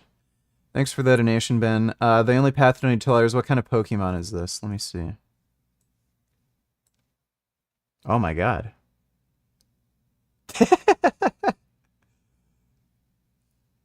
I don't know, man. That's a funny looking rodent thing. Wow, that's impressive.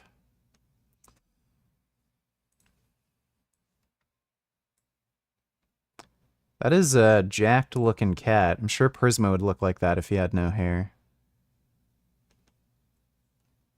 Wow, very muscular.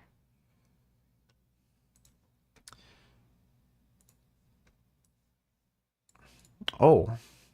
He pyramid. Yeah, very triangular. It's a chonky boy. Oh my god. Seals are really cute. Look at his little squishy face.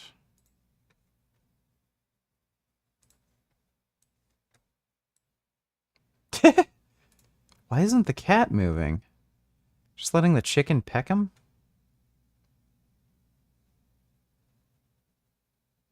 That's really weird. Chicken's like confused. It's like, what the fuck is wrong with this cat? Oh my god. That's a really cute squirrel. I love squirrels. Squirrels are awesome. That's a nice squirrel. Well, let me see. Formiddag alle sammen, velkommen ombord. Du er kaptein. Da er alle på plass, så vi er helt klare i cockpit. Skal vi etter hvert formiddag alle sammen, velkommen ombord. Du er kaptein. Da er alle på plass, så vi er... That's pretty fucking funny. Thanks for the donation, The Only Path. I think I might try that trick too. Not even the plate-loaded one, literally the machine that like grandmas use. If it goes up to enough weight, like 300 kilograms, all you have to do is just take the pin out and put it in. He admitted it! Oh my god, I literally made a joke that grandmas use those machines, and then he admitted it, that it's a fucking grandma machine. He's using grandma machines to train legs. He doesn't work hard. He avoids heavy compound lifts. And then he doesn't have well-built legs. That's it. My warm-up takes me literally about 30 seconds on leg press. It takes me 50. Guess what? If your warm-up takes you 30 seconds on leg press, you're not training heavy. There is no fucking way you could use an appreciable amount of weight and only have a 15-second warm-up or a 20-second warm-up if you're actually going to train your legs properly. This guy is an absolute clown. 15 minutes on squats. So I prefer the leg press. I think it still has the same kind of benefits. I'll do 6 sets. It does not. It is not going to be as hypertrophic as free weight squats. Of 10 reps. Especially if you're using one of those stupid machines you're talking about. Boom, you're done. You go home after that. Then I would say you do 2 workouts per week of the testosterone ones. One's for upper, so maybe 3 sets for push, 3 sets for back. So this is exactly what the workout routine will look like. Right, so don't train with enough volume, or enough frequency, or with enough exercise variety, so that you can reduce your testosterone transiently, just like any other workout, and like convince yourself somehow you're boosting your testosterone. There's a fucking fly here that keeps annoying me. God damn it, son of a bitch. Look like 3 sets, bench press, 10 reps, 3 sets of pull-ups, 10 reps. That's your upper workout done for testosterone. You go home after that. 3-4 days This is just pure clown mode. later, you come in and you do your leg testosterone workouts. 6 sets of 10 reps of squats or leg press or whatever big leg movement you want to do, done. That's your like testosterone workout done. Then you come in on a separate day to do an like again, I've had 4 knee surgeries. I almost had my leg cut off because I had such a severe infection in my knee.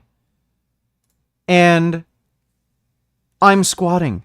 Like I can do, you know, decently heavy squats, 315 for sets of 5. And this guy cannot be fucked to even like train his legs practically. He uses what he calls a grandma machine and just warms up for a few seconds and then does a fuck all don't care few sets. People are mad I conscripted a pregnant woman to the front lines and now have to jail her cause she deserted and made me look bad. So now I will conscript young girls instead. Joke's on you liberal cuck. In case you're wondering what they are putting in the heads of young Russian girls today, they're giving ballerinas a Papasha submachine gun.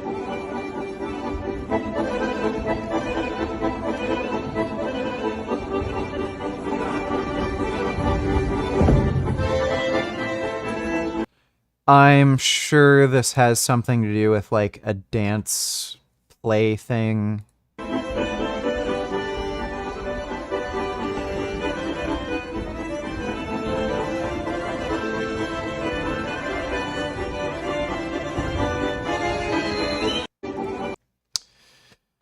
Well, yeah, that's pretty fucked up that they conscripted a pregnant woman, but thanks for the donation, Darth Putin. Like, again, this guy is talking about masculinity, and he cannot train hard. an accessory workout, and you do at least one of those per week, and maybe you do up to like 3 of those per week, depending on how This is literally just an excuse not to train hard. Important like muscle is to you right now. So for example, if I don't really care about muscle right now, my big focus is really on my business, I'll just do like one accessory workout, and I'll do like neck and maybe some like forearm stuff and calves and tibialis raises and, you know, like those random stretches that you do and everything. Like, yeah, you know, like how pussies who don't want to train hard do, right? Lateral delts, you know, some muscles which aren't going to be hit with big compound movements done. If I care more about muscle and I'm really in the mood of training, then I'll do 2 sessions of those accessory workouts per week.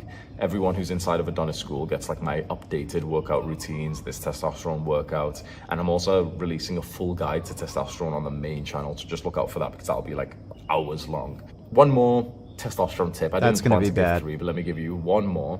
Sunlight is quite important. So there was a... Nope. It is not. Sunlight will just cause skin cancer.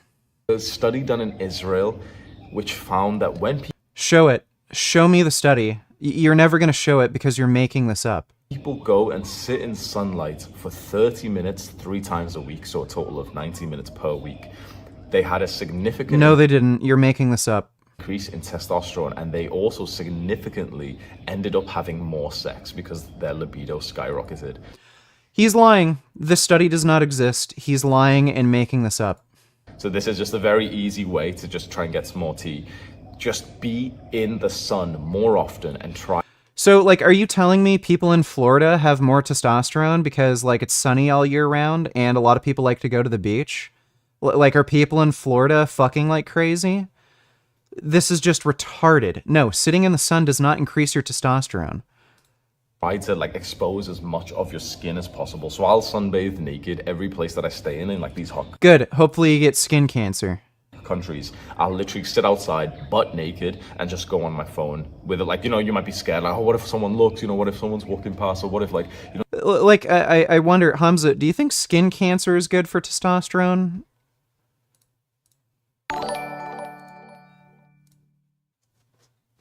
Cock donated $2, review latest Berserk chapter live. Not gonna do that.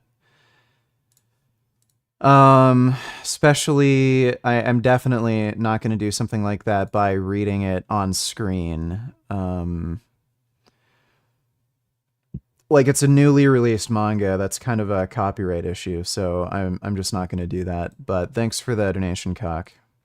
You know, someone, like, obviously it's a private villa, but like, just forget the fear and just do it. Obviously, if you live at home, you're probably not going to do this in the back garden whilst your mom's cooking dinner. But just go out in like shorts. Like I'm just wearing like little shorts here. Just go out in shorts and just like expose your bare skin, your chest, everything. This is where everyone copes. This is where a lot of guys, I can imagine, like British guys and everything, just having like this little fucking sad modern boy energy. But there's not a lot of sun in the country that I'm in. Like, just shut up and just do it anyway, bro. Like, is it perfectly sunny right now? Like, not exactly. There's some clouds covering the sky. I'm in Bali right now. This guy thinks sun tanning is manly? But even in UK, this is something that it's common sense, but people don't understand. If you can see outside, like, you know, when you open up your fucking eyes in the morning and you've just been sleeping and it's daylight outside and you can see outside, there's sunlight. You don't actually have to have direct, you know, like yellow, orange, beautiful sunlight hitting you. If you can literally see outside, that is sunlight, and it's a lot more powerful than you think to sit in that kind of environment. Yes, UV radiation can be high even on overcast days. That's why you should wear sunscreen when you go outside. You know, to see it with your eyes in the morning, as Huberman says, and to take off your shirt and to get it directly on your skin, then you realize the sun is a lot more powerful than you realize. So if you can see outside, that's still sunlight. So if you weren't a pussy, no offense, but like, let's say if I wasn't a pussy. Yeah, you're a pussy for not sun tanning. Fucking bitch. Why don't you just lay down, do nothing, and just sit for a while you get some rays, you fucking bitch. This guy is like the most... He projects so hard. Imagine calling somebody a pussy because they don't suntan. You know how many fucking white girls in California do this? I can't have croutons of any kind around because they're like crack cocaine to me. There is no such thing as a bad crouton. Alright, well, I guess stay away from croutons. But thanks for the donation, then, now. Appreciate it. And I was still in the UK, and it wasn't very bright, it was maybe even raining a bit, I would still discipline myself to just sit outside in my underwear for like literally 30 minutes a day. Why not? Well, hope that little dot on your forehead here is skin cancer. If testosterone means a lot to you, and also just health in general, being outside and experiencing the elements as they are is very important. And if you can get some like that... No, it's not. Sunlight does not boost your testosterone. Direct light as I'm getting now, you can see that there isn't actually like, it looks kind of bright, but there isn't actually like actual like sun rays, you know, the orange kind of rays on me right now. Maybe that'll happen. It seems like it's coming. Just so you know, Hamza, the sun isn't orange.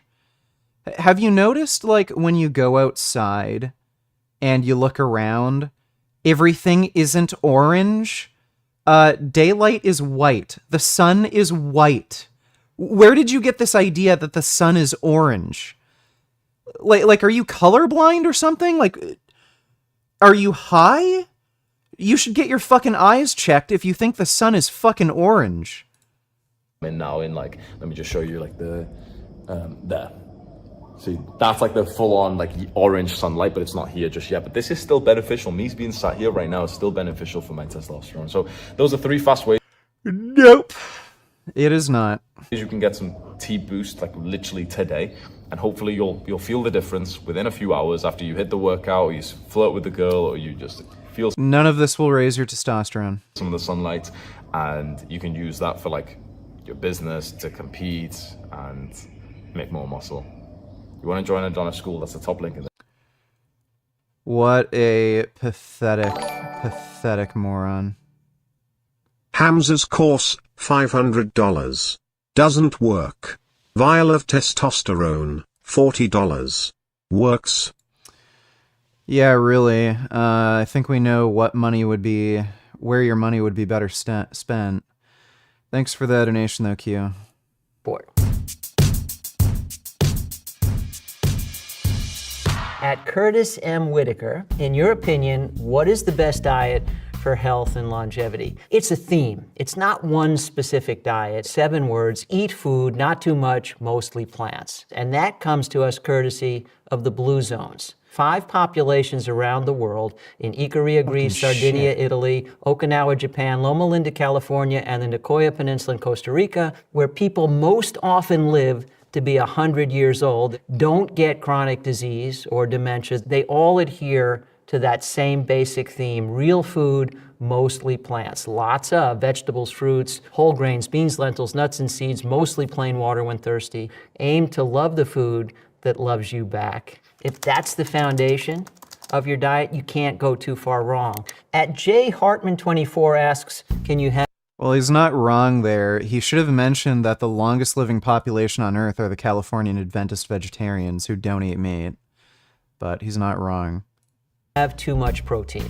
Yes, you can eat too much protein. Most Americans get about twice the recommended amount of protein. Excess protein is acidic. Excess protein can't be used by the body, doesn't turn into big, strong muscles. The body can store carbohydrates. Yeah, so he's wrong about this. Technically, there's no such thing as consuming too much protein. If your diet is like mostly protein, so like 80% protein, you can get something called rabbit starvation, where you're not eating enough carbohydrate and fat to maintain weight. And you can actually starve just from eating like pretty much only protein. Nobody does that. Or you can have too much protein in the sense that other macronutrients would be more of a benefit than the excess protein you're consuming. But no, there are long-term studies showing that very high levels of protein intake, even like 2 grams or more per day, is not associated with chronic disease. I don't know what he means by fucking acidity. That's just stupid. It's not associated with like kidney disease or anything. So no, there's no such thing as getting too much protein. Hydrate, and it can store fat. It cannot store protein. Our carbohydrate store is called... Yeah, then you shit it or piss it out. What's the problem with that?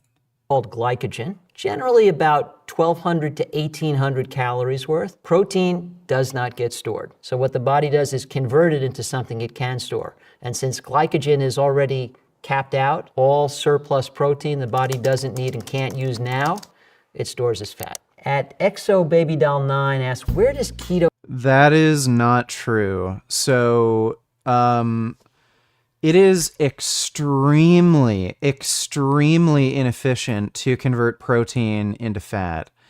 It doesn't really happen. Usually what happens is if you're in a caloric surplus, it's not the protein that turns to fat.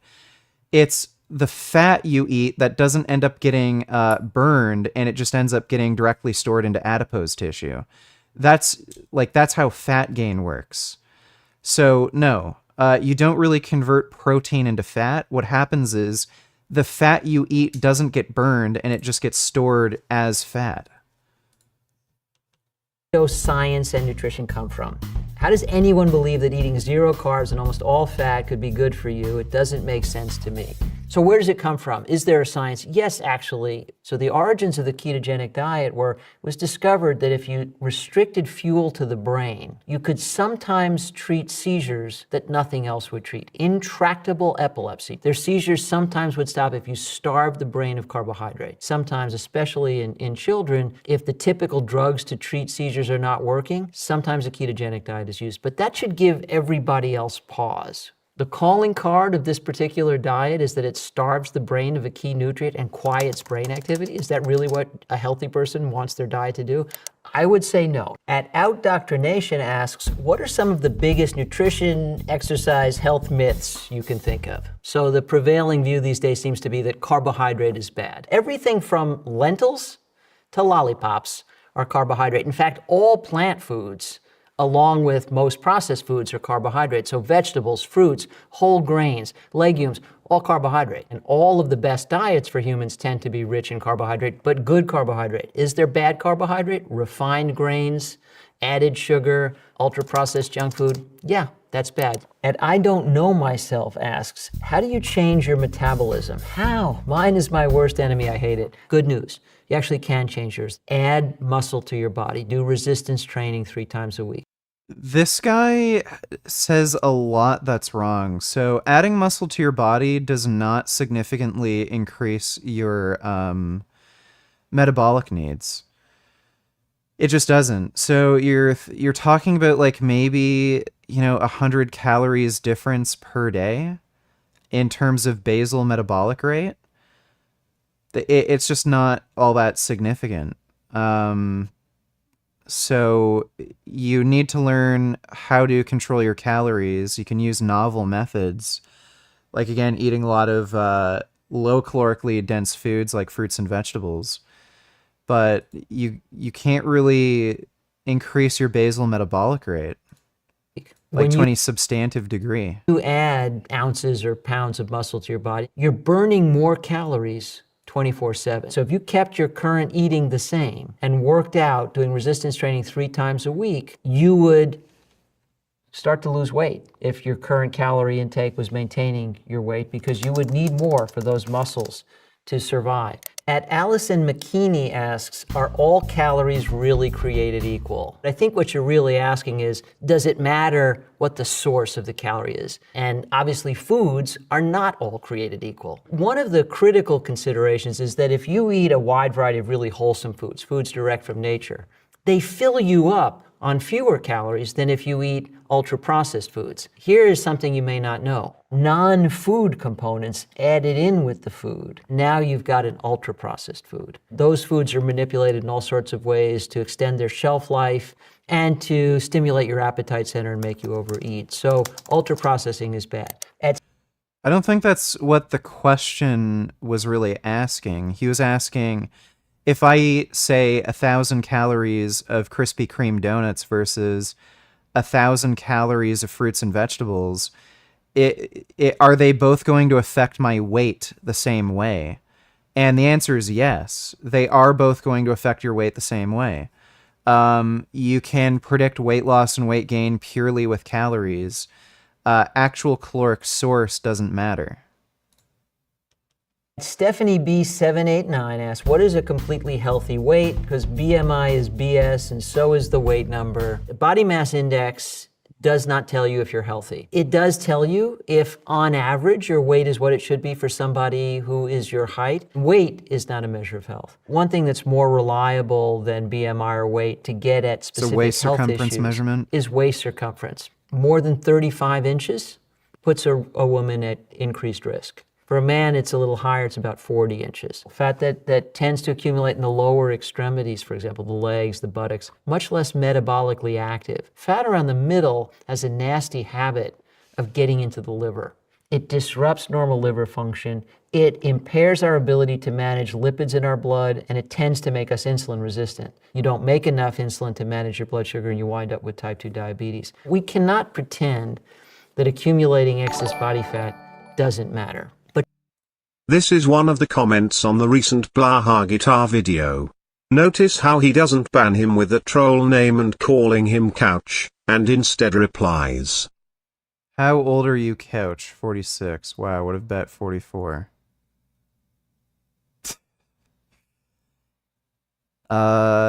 He might have thought, wow, okay, yeah, Greek yogurt gains. I don't know, man. Usually, he does ban those people, but maybe it was early in the morning and he didn't notice. Thanks for the donation, though, Funny. But you're absolutely right. BMI is not a measure of health. At Paleo Plus asks, how legit is the paleo diet? A true paleo diet is really difficult to achieve in the modern world. Well, the paleo diet idea is just fucking stupid. They tell you not to eat any beans or legumes, even though people during the Paleolithic period were eating those foods. And, again, the Paleolithic era, this was before cultivation. So all of our food is cultivated. You can't eat a paleo diet. Paleo diet or Paleolithic diet is about how did humans eat during the Stone Age. First of all, you can't eat any processed foods. You can't eat any dairy. If you eat any meat, it has to be game. Why? Can you get jacked while running 40 miles per week? You could, but the more cardiovascular activity you do, the more anabolic resistant you're going to be. So it's possible, but, you know, cardio is something you want to avoid if you're going to focus on hypertrophy. Thanks for the donation, though, period. Wild animals exclusively. The kind of meat our ancestors had access to was a lot like antelope. About 7% of the calories in an antelope steak come from fat. Almost none of that fat is saturated. Quite a lot of it is omega-3. Compare that to beef. 35% of the calories come from fat. Most of that fat is saturated, and none of it's omega-3. Night and day. Our Stone Age ancestors didn't eat that. Well, it's not true that none of it is omega-3, but very little of it is omega-3. Our Stone Age ancestors got about 100 grams of fiber every day. Now, the recommendation here in the US for adults is about 25 grams a day, but 100 grams a day probably means more time in the bathroom than your schedule would allow. That is a myth. Eating fiber in that quantity is not going to make you shit like crazy. Now, if you're not used to eating that kind of diet, yeah, you could get digestive upset, but once you get accustomed to it, like, no, it doesn't make you just shit like crazy. At CGWA85 asks, I've come to accept that girl dinner is the main thing holding me back in life. Like, why can't I nutrition properly? I'm relatively new to girl dinner, but I've done some searching and I understand it's something like this. It's basically a quick assembly of foods that you can easily get your hands on. The basic concept, I think, emphasizes convenience. We've got some processed meat, but we don't really need that. We could have an alternative to that if you wanted to take out some of the least healthful foods. But why can't the dip, for example, be a bean dip or hummus? Crackers as opposed to chips that are made from whole grains with a very short list of ingredients. There is cheese. If you're going to keep the cheese, grapes go well with cheese. Some dried fruits go great with cheese. But when you have milk chocolate and add in a lot of saturated fat and a lot more calories, typically more... Buddy, cheese has saturated fat and is high in calories. So if you're going to worry about the chocolate, I don't know why you're not worrying about the cheese. More sugar comes along for the ride too. But if you traded this up to pure dark chocolate, 60% cocoa or higher, it's delicious, it's rich. That's not pure dark chocolate. That's 60% cocoa. It's rewarding, and because it's bittersweet rather than purely sweet, it actually... 60% cocoa is fucking sweet. It has no bitterness. You have to get to 70% or higher for it to have bitterness. Even 70% doesn't really have bitterness. Fills you up on fewer calories, and now you're having the indulgence, but you're also improving overall nutrition. So I don't think it would be that much work to overhaul this, stick with the girl dinner, trade up the nutrition, and then girl dinner won't be holding you back. At Flegp asks, explain the major difference between macro and micronutrients. Macro is something you can see with the naked eye. So there are 3 macronutrients that make up the bulk of food. They are abundant enough to be. Really like to know from someone that actually knows if buying organic food for double the price is actually worth it / better for you. It is not. Organic is a scam. The only difference between, well, the only major difference between organic and conventional farming is that with organic farming, they can't use nitrogen-enriched fertilizers. They can still use pesticides, just like conventional farming. The lack of nitrogen in the soil just means that the food doesn't grow as well. So that's why you see a lot of organic produce that's smaller and kind of looks crappy. It's because they can't use nitrogen-enriched fertilizers, and instead they have to grow that food in manure. So organic is not healthier. It's not worth getting. It's a scam. It's fucking bullshit. And save your money and don't buy organic. And organic is supporting carnism too, because again, organic uses more manures. The only video game David Lade would play. P.S. If that timestamp didn't work, skip to 1856. All right.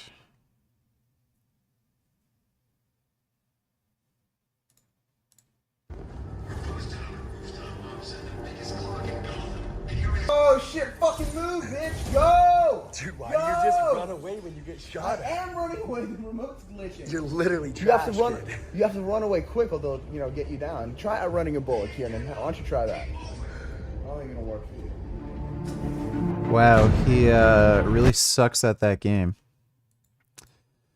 Thanks for the donation, though. What is this garbage? Appreciate it. Great question. We really can't say for sure that it's better for human health, but we have reason to Well, we can say for sure it's not better for human health. think so. Herbicides should not be part of the human diet. Pesticides. Oh my god, here we fucking go.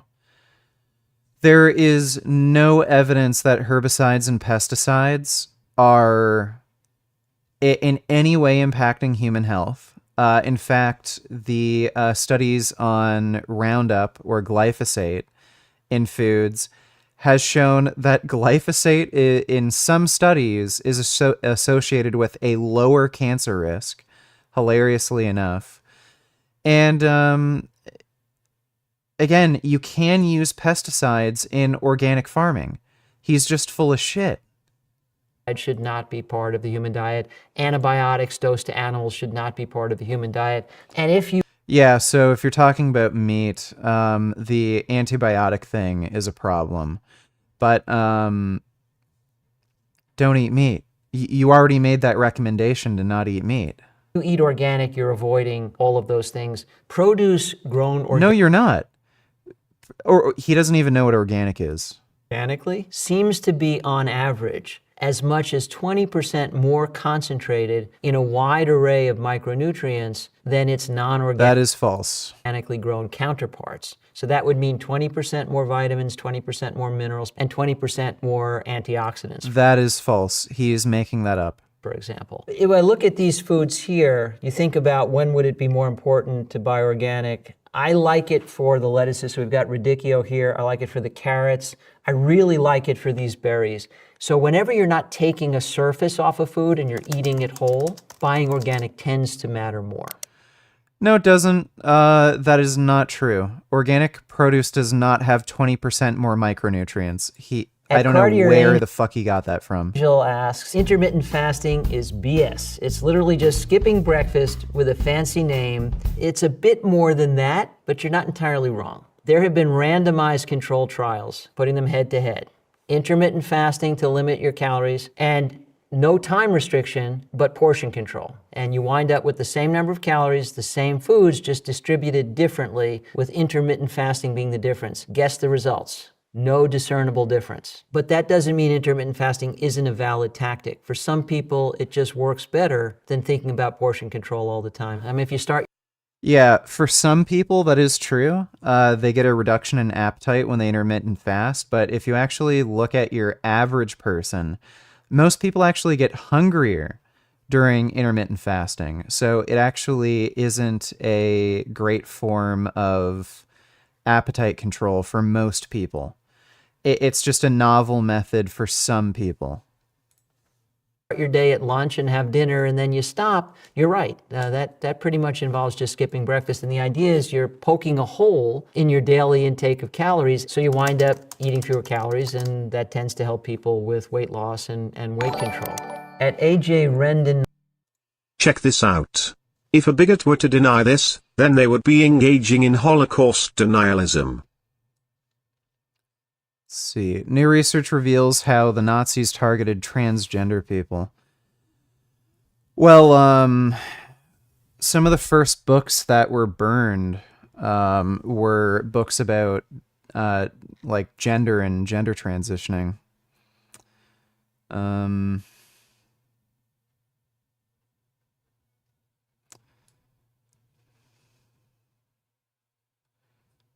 Civil lawsuit that grew out of a feud on Twitter about whether transgender people were victims of the Holocaust. They absolutely were.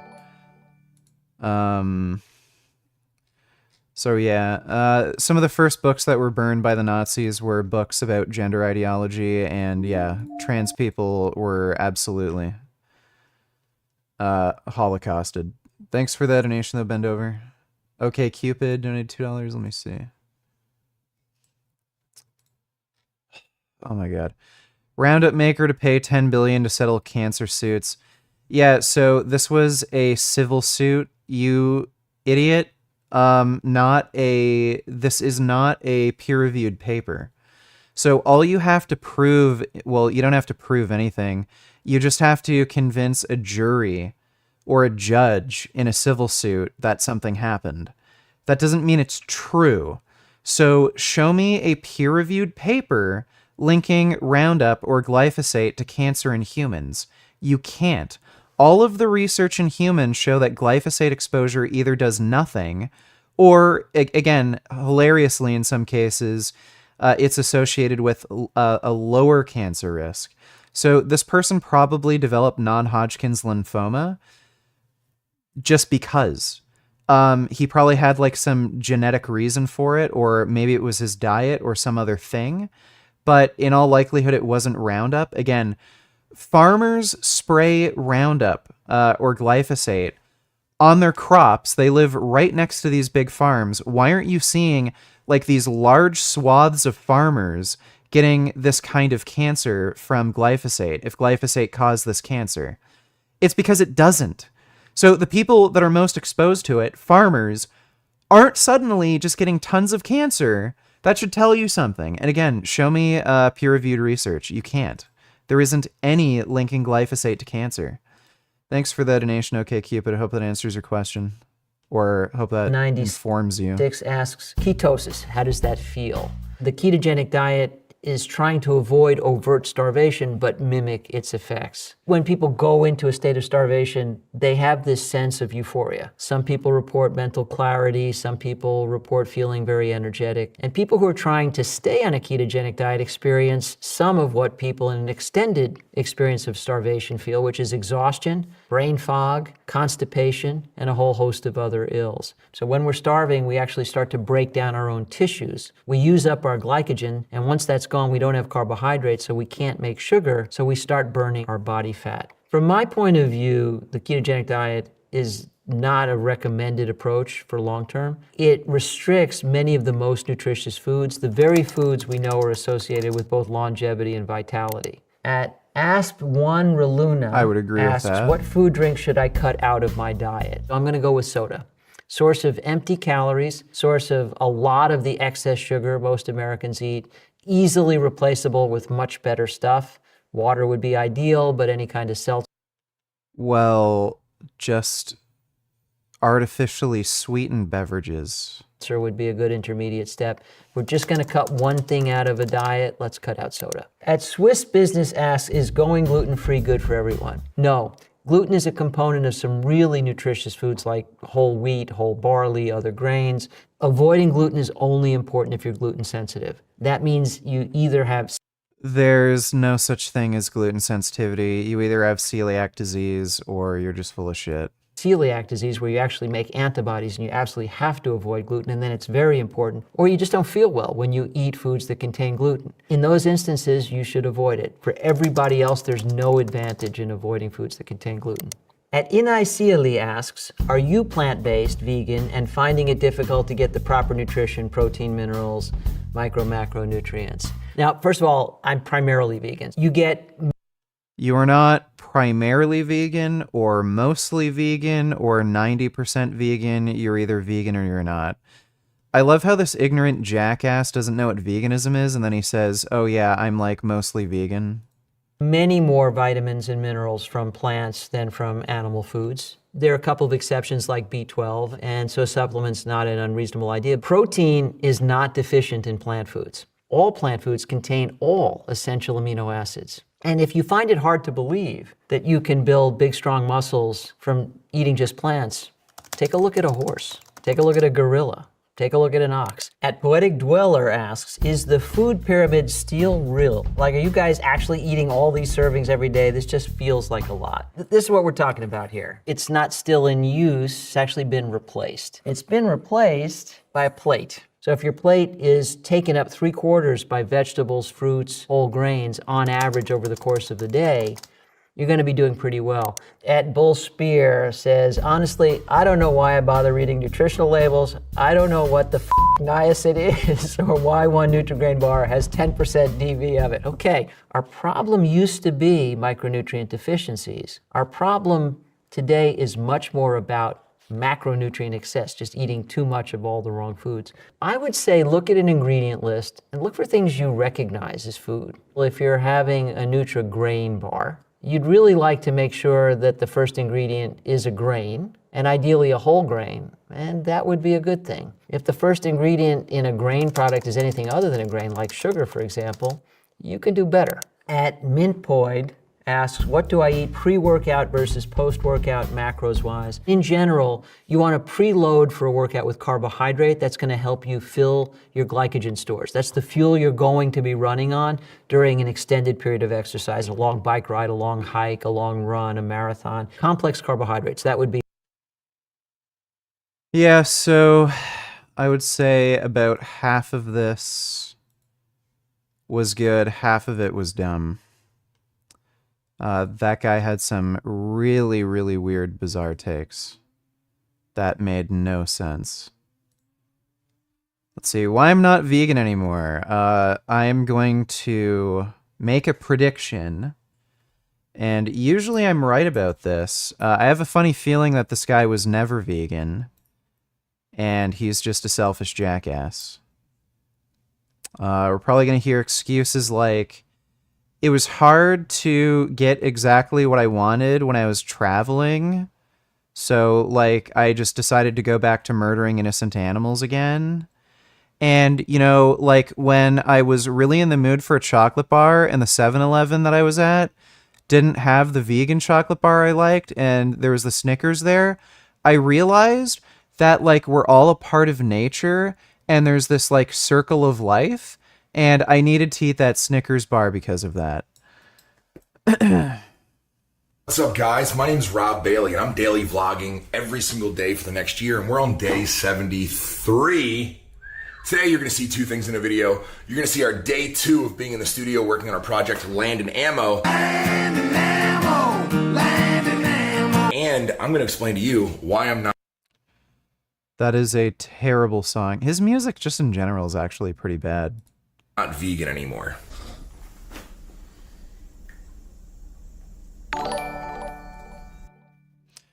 Dodo Nutillers, he said all plant foods contain all essential amino acids. I thought that was not true and only animal products did.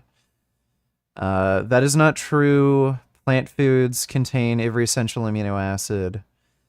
In fact, there's an animal product that does not contain every essential amino acid, and that would be gelatin.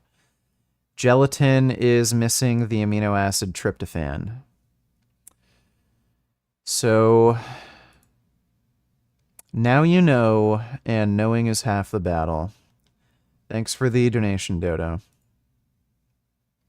Yeah, I like builder bars. I'm ready. I'm so fucking ready. I'm fucking. Oh my god, we better be careful. Day 2 at the studio. Today is vocals. I've got a couple calls, but in between calls, Jake's ripping, and then I am going to rip.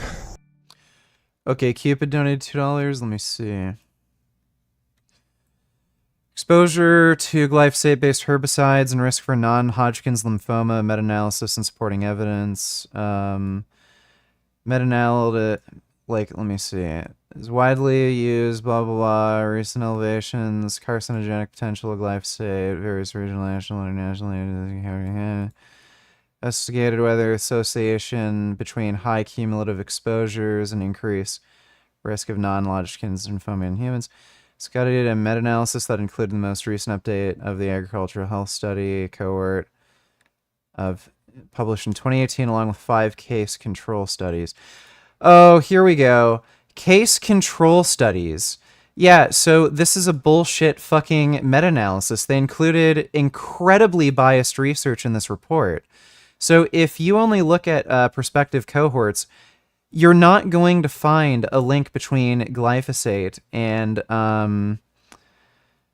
increased cancer risk. So let's see. Using the highest exposure groups when available in each study, reported the overall meta relative risk of NHL in GBH, non-Hodgkin's lymphoma in GBH exposed individuals increased by 41%.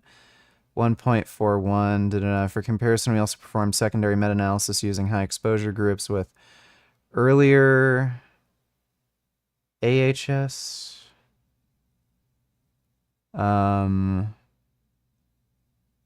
Earlier agriculture health study. Calculated a meta RR for non-Hodgkin's lymphoma of 1.4, 111 to 191, which was higher than the meta RRs reported previously. Multiple sensitivity conducted to assess validity. Yeah, I'll have to read this later. When was this published? 2019. I'll read this later. As far as I understand, every fucking study I've seen that's a prospective cohort, no increased risk. I don't know. I've never heard of the agriculture health study. But, yeah, as far as I understand, every cohort I've seen, there was an increase in cancer risk. Thanks for the donation, though, okay, Cupid. And then I don't know. I don't know what's next. She was the finest muse he'd ever known. He knew it when she went away to Ohio. Oh, boy. Bumps just the nerve. Tired fingers. Man. I've seen this question a lot about, Rob, why aren't you vegan anymore? So for any of you guys that know, I'm fairly a larger individual. I've been on light TRT for a while now. So that's helped me maintain my size. But I went vegan, or I went ovo, what is it? I went ovo pescatarian for 6 months. And then for the next 6 months, I was pescatarian and I was in fantastic shape. I was eating very, very clean. And then I ended up going vegan, full vegan. And I think I was full vegan for like 3 or 4 years. So that was, So this sounds like he was doing this for health reasons, and yeah, that would mean he's not vegan. Not vegan for maybe 2 years. I was probably like 33 years old to like 37 or something like that. I was probably vegan.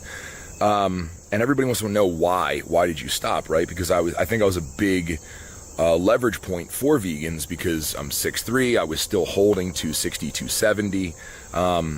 Buddy, I got up to 295 as a vegan. Like, I'm 245 now because I'm dieting, but like, as if it's hard. What is he talking about? Over time, food, I just started falling into bad habits, bad vegan habits, not being able to find food, so being like, I'll just eat French fries. But I sort of want to talk about why I stopped being vegan and sort of what the trigger was to get me to sort of start eating everything again. And it was a slow scale, but the initial trigger was I followed a lot of pages, and if you're vegan or you're looking to go vegan, this will help. There's a lot of pages out there that you can follow that highlight animal torture, right? They highlight animal torture, and it sort of kept me in line. So a bunch of these vegan pages with very aggressive content, I would check in on that, and if I was Okay, this guy really doesn't understand what veganism is. It's not a welfarist movement, it's an abolitionist movement, and it's the idea of giving animals the same rights as human beings.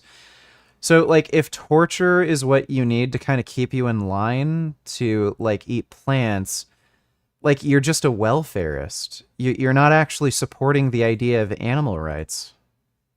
was always like, oh, that bacon smells good. I would watch pigs get tortured and killed, and I'd be like, never mind, I don't need to do that. So around the time of the election, right, when it was Biden versus Trump, a bunch of the vegan pages sort of like militarized, and they became very aggressive. And one of the things that kept coming up was, oh wow, the big strong man who likes shooting guns and MMA and all this shit doesn't like aggressiveness. Was abortion, right? So it was pro-life, or what is it, pro-life, or... It's pretty clear the elites are putting stuff in our food in North America. I visited Japan and lost 10 pounds without trying and felt way better. The elites put carcinogens and mind control stuff in the food to keep us docile. No, they don't. I think you just went to a country that didn't have as much processed foods. But thanks for the donation, OK Cupid. Appreciate it. Pro-choice, right? And pro-life, pro-choice. I'm pro-freedom, so even if I don't morally align with something, I still want people to have the ability to do whatever they want to do. So, oh, really? So even if you don't morally align with the Holocaust, you would have liked, the Nazis to be able to Holocaust the Jews, because that's just, freedom. Although I might not morally align with abortion, it's also not, I don't know. It's a hard topic for me, right? Because I believe in freedom over everything. Same thing if you want to chop off your penis and you're a full-grown adult, fucking go for it, bro. Whatever you want to do. I don't really care, right? I think that as long as we leave the kids alone, we're okay. But one of my problems was a lot of the vegans' Instagram pages sort of militarized, and they were very pro-choice or pro-abortion. And that was a big trigger for me. And it made me sort of start listening to a lot of my friends in Montana, which... I'm sorry. You went back to supporting an animal holocaust because vegans on the whole are pro-choice. What? Are very responsible hunters. I align with these guys. Like 1,000,000%, right? Very good hunters. Responsible hunters. So, like, please explain to me how you murder responsibly? Very good family men, strong masculine men that, live in Montana. Strong masculine men that apparently find vegans too aggressive. And they were always trying to push for me. I was like, nah, fam. And then when the vegan pages got very, very political, that's not what turns me off, but that's what made me take a step back and think to myself, like, man, it seems like these... This guy's music is absolute trash. How the fuck does he even make a living off of it? Also, he loves freedom, just not for the animals, because fries and bacon toe. Clown. Big tough strong guy on gear can't handle militarized vegans on the internet. Yeah, this guy is a massive, massive weenie and an idiot. Like, no fucking critical thinking skills whatsoever. I don't, like, how do you not catch yourself saying this? I'm pro-freedom, claims to be vegan, and then doesn't consider animals when it comes to freedom? Like, the guy's just a fucking, like, he clearly was never vegan. He was a welfarist. He just didn't like the idea of animals suffering, but he doesn't have an issue with animals being killed. So, yeah, he's just a welfarist. Thanks for that donation, though, Unicorn Jizz. Like, you can't be vegan and be pro-choice, right? You have to be vegan and pro-life. And that's not true. So what vegans care about are rights violations. So you can't violate the rights of non-sentient beings. Most abortions take place before 13 weeks, which is generally considered before sentience arises in a fetus. So you can be pro-choice as a vegan, say up to 13 weeks or something, or wherever you think sentience arises, where that cutoff point is. And I started realizing like a lot of the identity politics that were all mixing together, and it made me take a step back. And then what I really started looking at was, you know, one, what they put in our water, right? What they put in our food, and how they're pushing to generally feminize masculine men. Oh, this is just so hard to listen to. Buddy, do you think it's a little feminine to be shocked, you know, by, oh, you vegans are so aggressive and militant? Like, does that sound masculine to you? The attack on masculinity, the attack on Andrew Tate. There is no attack on masculinity. Guess what?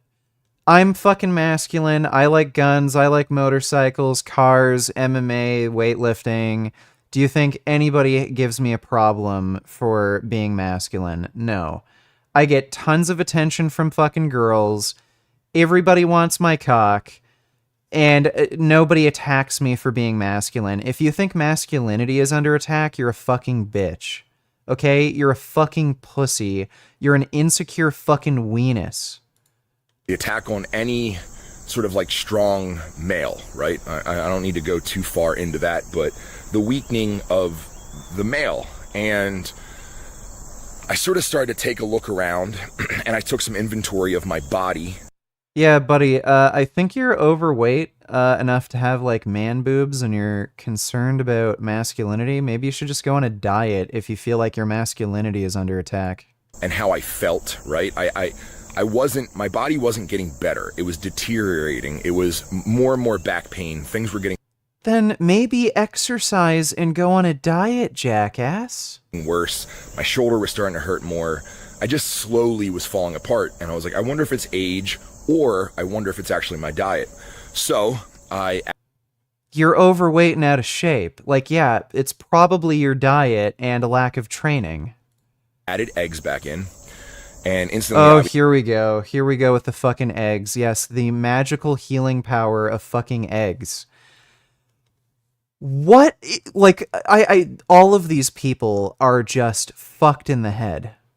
Obviously, my diet got a lot easier, so I added eggs. Maybe this was like two and a half years ago. I added eggs, and then I started adding like a little bit of meat back in, and I instantly felt great. Sort of... Do you feel great being overweight right now? Like how I originally went vegan, and I instantly felt great. Like this guy is overweight, out of shape, and he's talking about feeling great. That's great, dude. Yeah, the meat is really working miracles for you. Right? I did. When I turned vegan, I was like, man, inflammation's going away, all these different things. So I don't know the science behind it. Whatever the science is, I just know that me eating everything right now, I feel really, really... You look like you're eating everything right now. What does it matter if you feel good? Like, you don't care about how the animals feel being murdered? Good. And I think it was a great point in time in my life. I like testing myself for long periods of time. For you guys that don't know, I was straight edge. I partake in whatever now, but I was straight edge. So this guy started eating meat and doing drugs, and he feels so much better. I wonder what's making him feel so much better. The meat or the drugs? From 15 to like 27, and it made me sort of hold myself accountable to a lot of things and go to college parties and be like, nah, I don't drink, you know, and that's very hard to say at the age of like 18, 19, 20. So it gave me a lot of self-confidence and it did a lot of things for me. So I'm not mad about it. I'm not sad about it. It was just sort of a period in my life that, you know. I used to be extremely skinny. I bulked up 45 pounds over 2 years. Then I went on a long cut, lost 15 pounds. Now I am having trouble being at maintenance, hungry all day. When I was skinny I never had issues with hunger. Yeah, so what happens is when you gain weight, fat cells can multiply. And when you have more fat cells in your body and those fat cells start to shrink, you're going to produce more hunger hormones than you used to. So that is an effect of gaining weight and then losing it. You are, generally speaking, going to feel hungrier than you did before when you were lighter. But hope that explains that. You might want to consider other novel dietary strategies or going on a drug like Ozempic or trying other methods. You can try like some stimulants like caffeine, see if that helps with your hunger. Nicotine can also help. But thanks for the donation, Wait. Hope that answers your question or you learned something. I don't regret, I don't take back or anything like that. I'm not an advocate for meat. I'm not an advocate for being vegan anymore. I have friends on both sides. I just think that I really did take a look when that abortion conversation. So this guy's pro-freedom and then takes freedom away from animals. I've been vegan for almost 4 years now, but I'm going to stop because I seen some vegan pages that got political and I started having some little aches and pains, and once I ate some chicken periods full of cholesterol. Now I'm fucking Superman. Dumbass. Yep. It's always dumb. Always stupid. All the time. Thanks for the donation, Vegan Ninja. Pearl versus Daily Wire. Call me crazy, but I'm on Pearl's side here. Let me take a look. Virtue signaling needs to stop. For an organization that talks about facts, let's ask the question, would you ever sign a contract that fails 75% of the time, where your business partner is paid to break the contract? Why would you encourage men to sign that contract until the terms are fixed? This red pill attack on marriage is evil. Divorce is also evil.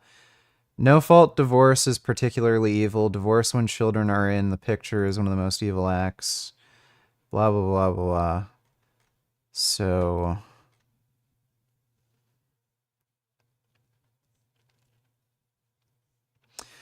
yeah, Pearl actually has a pretty based take here, I would say.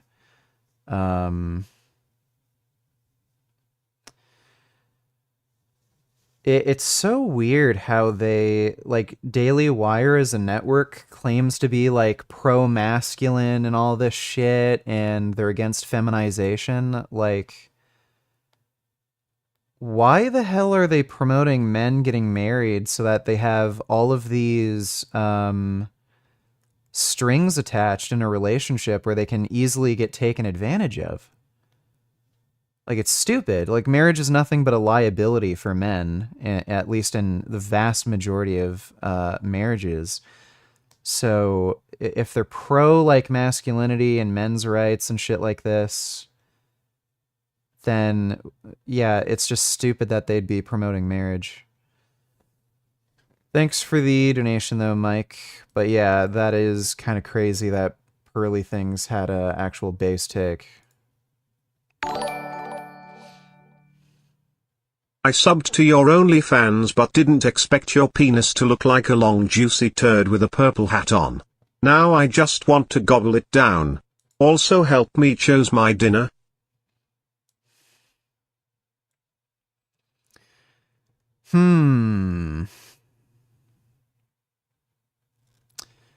I would say maybe the moose turds.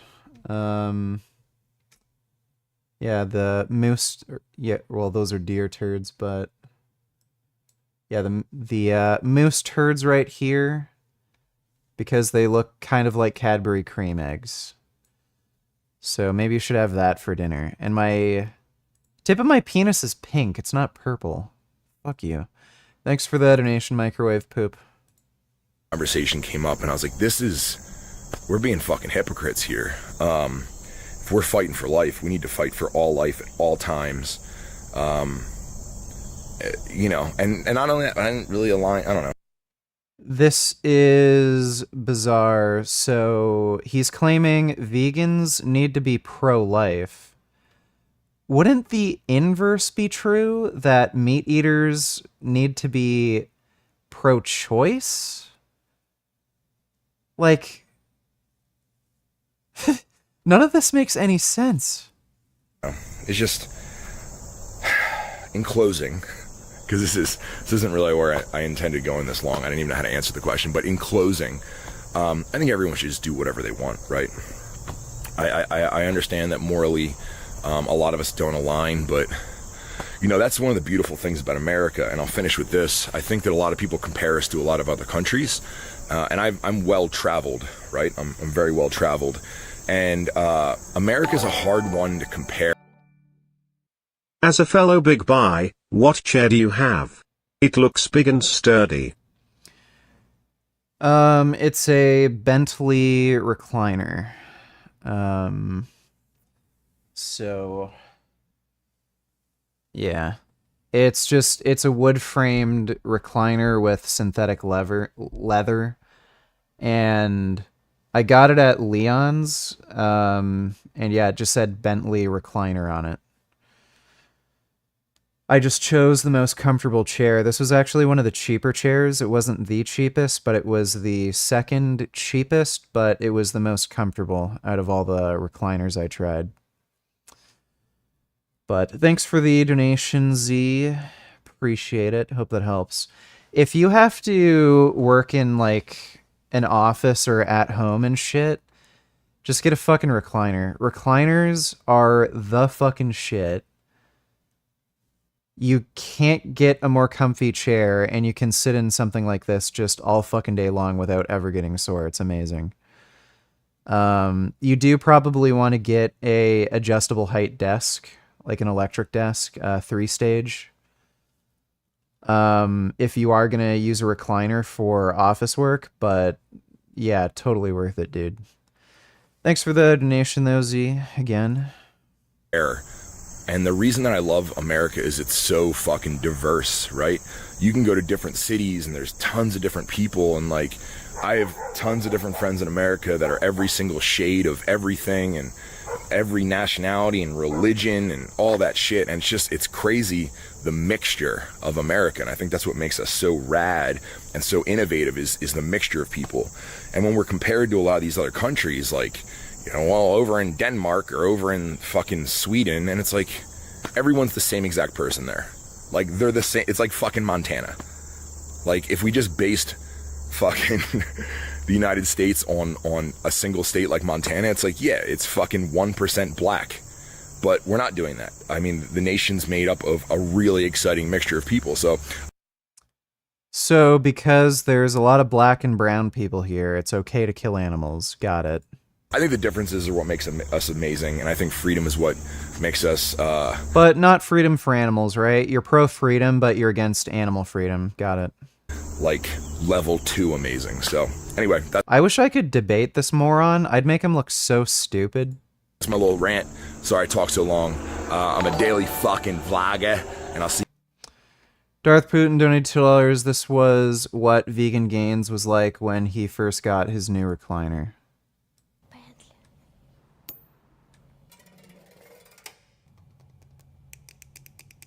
Bentley.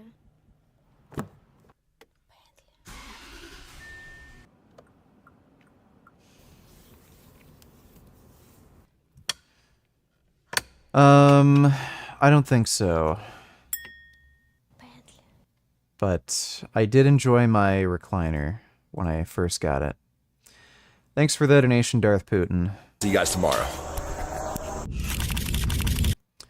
That was exactly what I thought it would be like.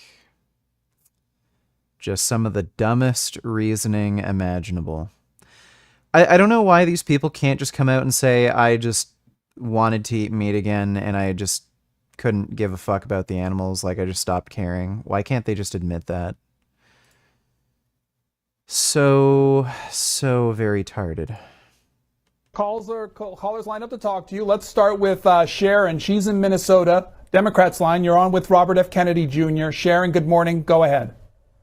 Good morning, Pedro. Thanks so much for taking my call. And good morning, Mr. Kennedy. This is quite an honor. You're a Kennedy, and I love and cherish your name.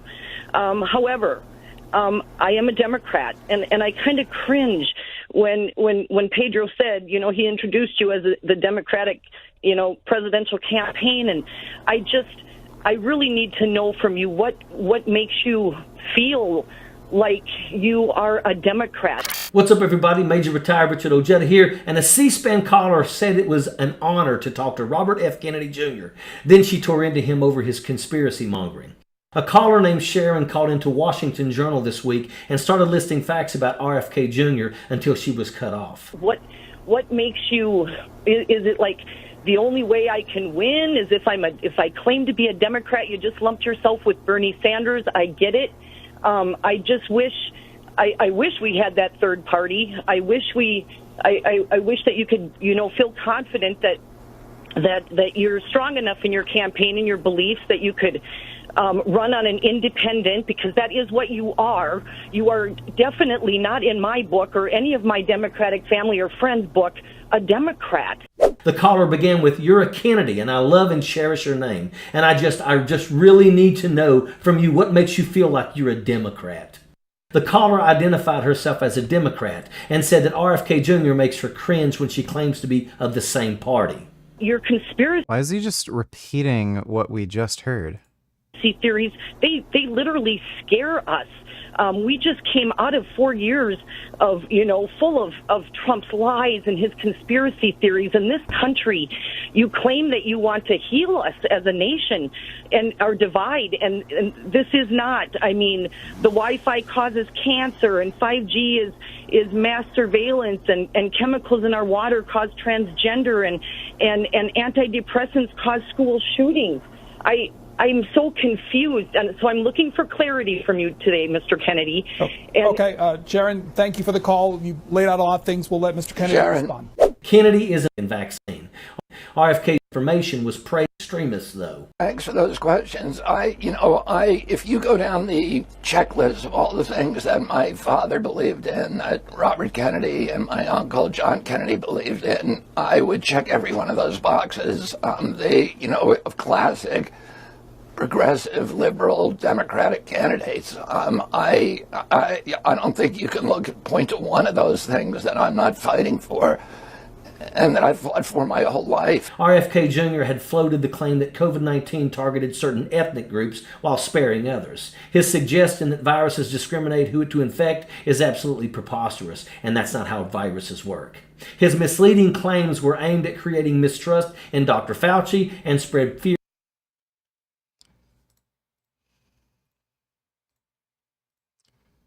Let's see. Let's watch. A platform that is over a decade old. Yeah, dude. I want to get this car. Somebody buy me this car. Why are carnists so fragile and entitled when comes to vegan meat? They act like they own the word meat and decide what food can look and taste like. Lol. Is such a fucking bitch, I swear. Look at this, guys. This is criminal. The marketing, the amount of deception, the duplicity. Eat meaty. There's nothing meaty about this. There's no meat in here. There's no chicken in here. It's made from mushroom root.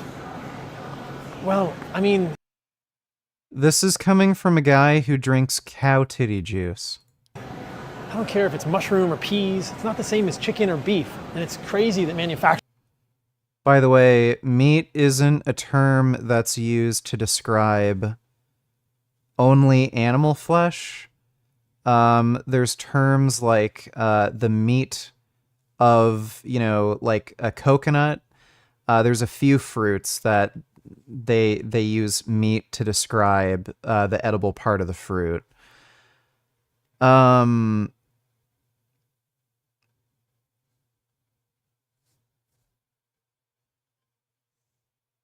So go fuck yourself?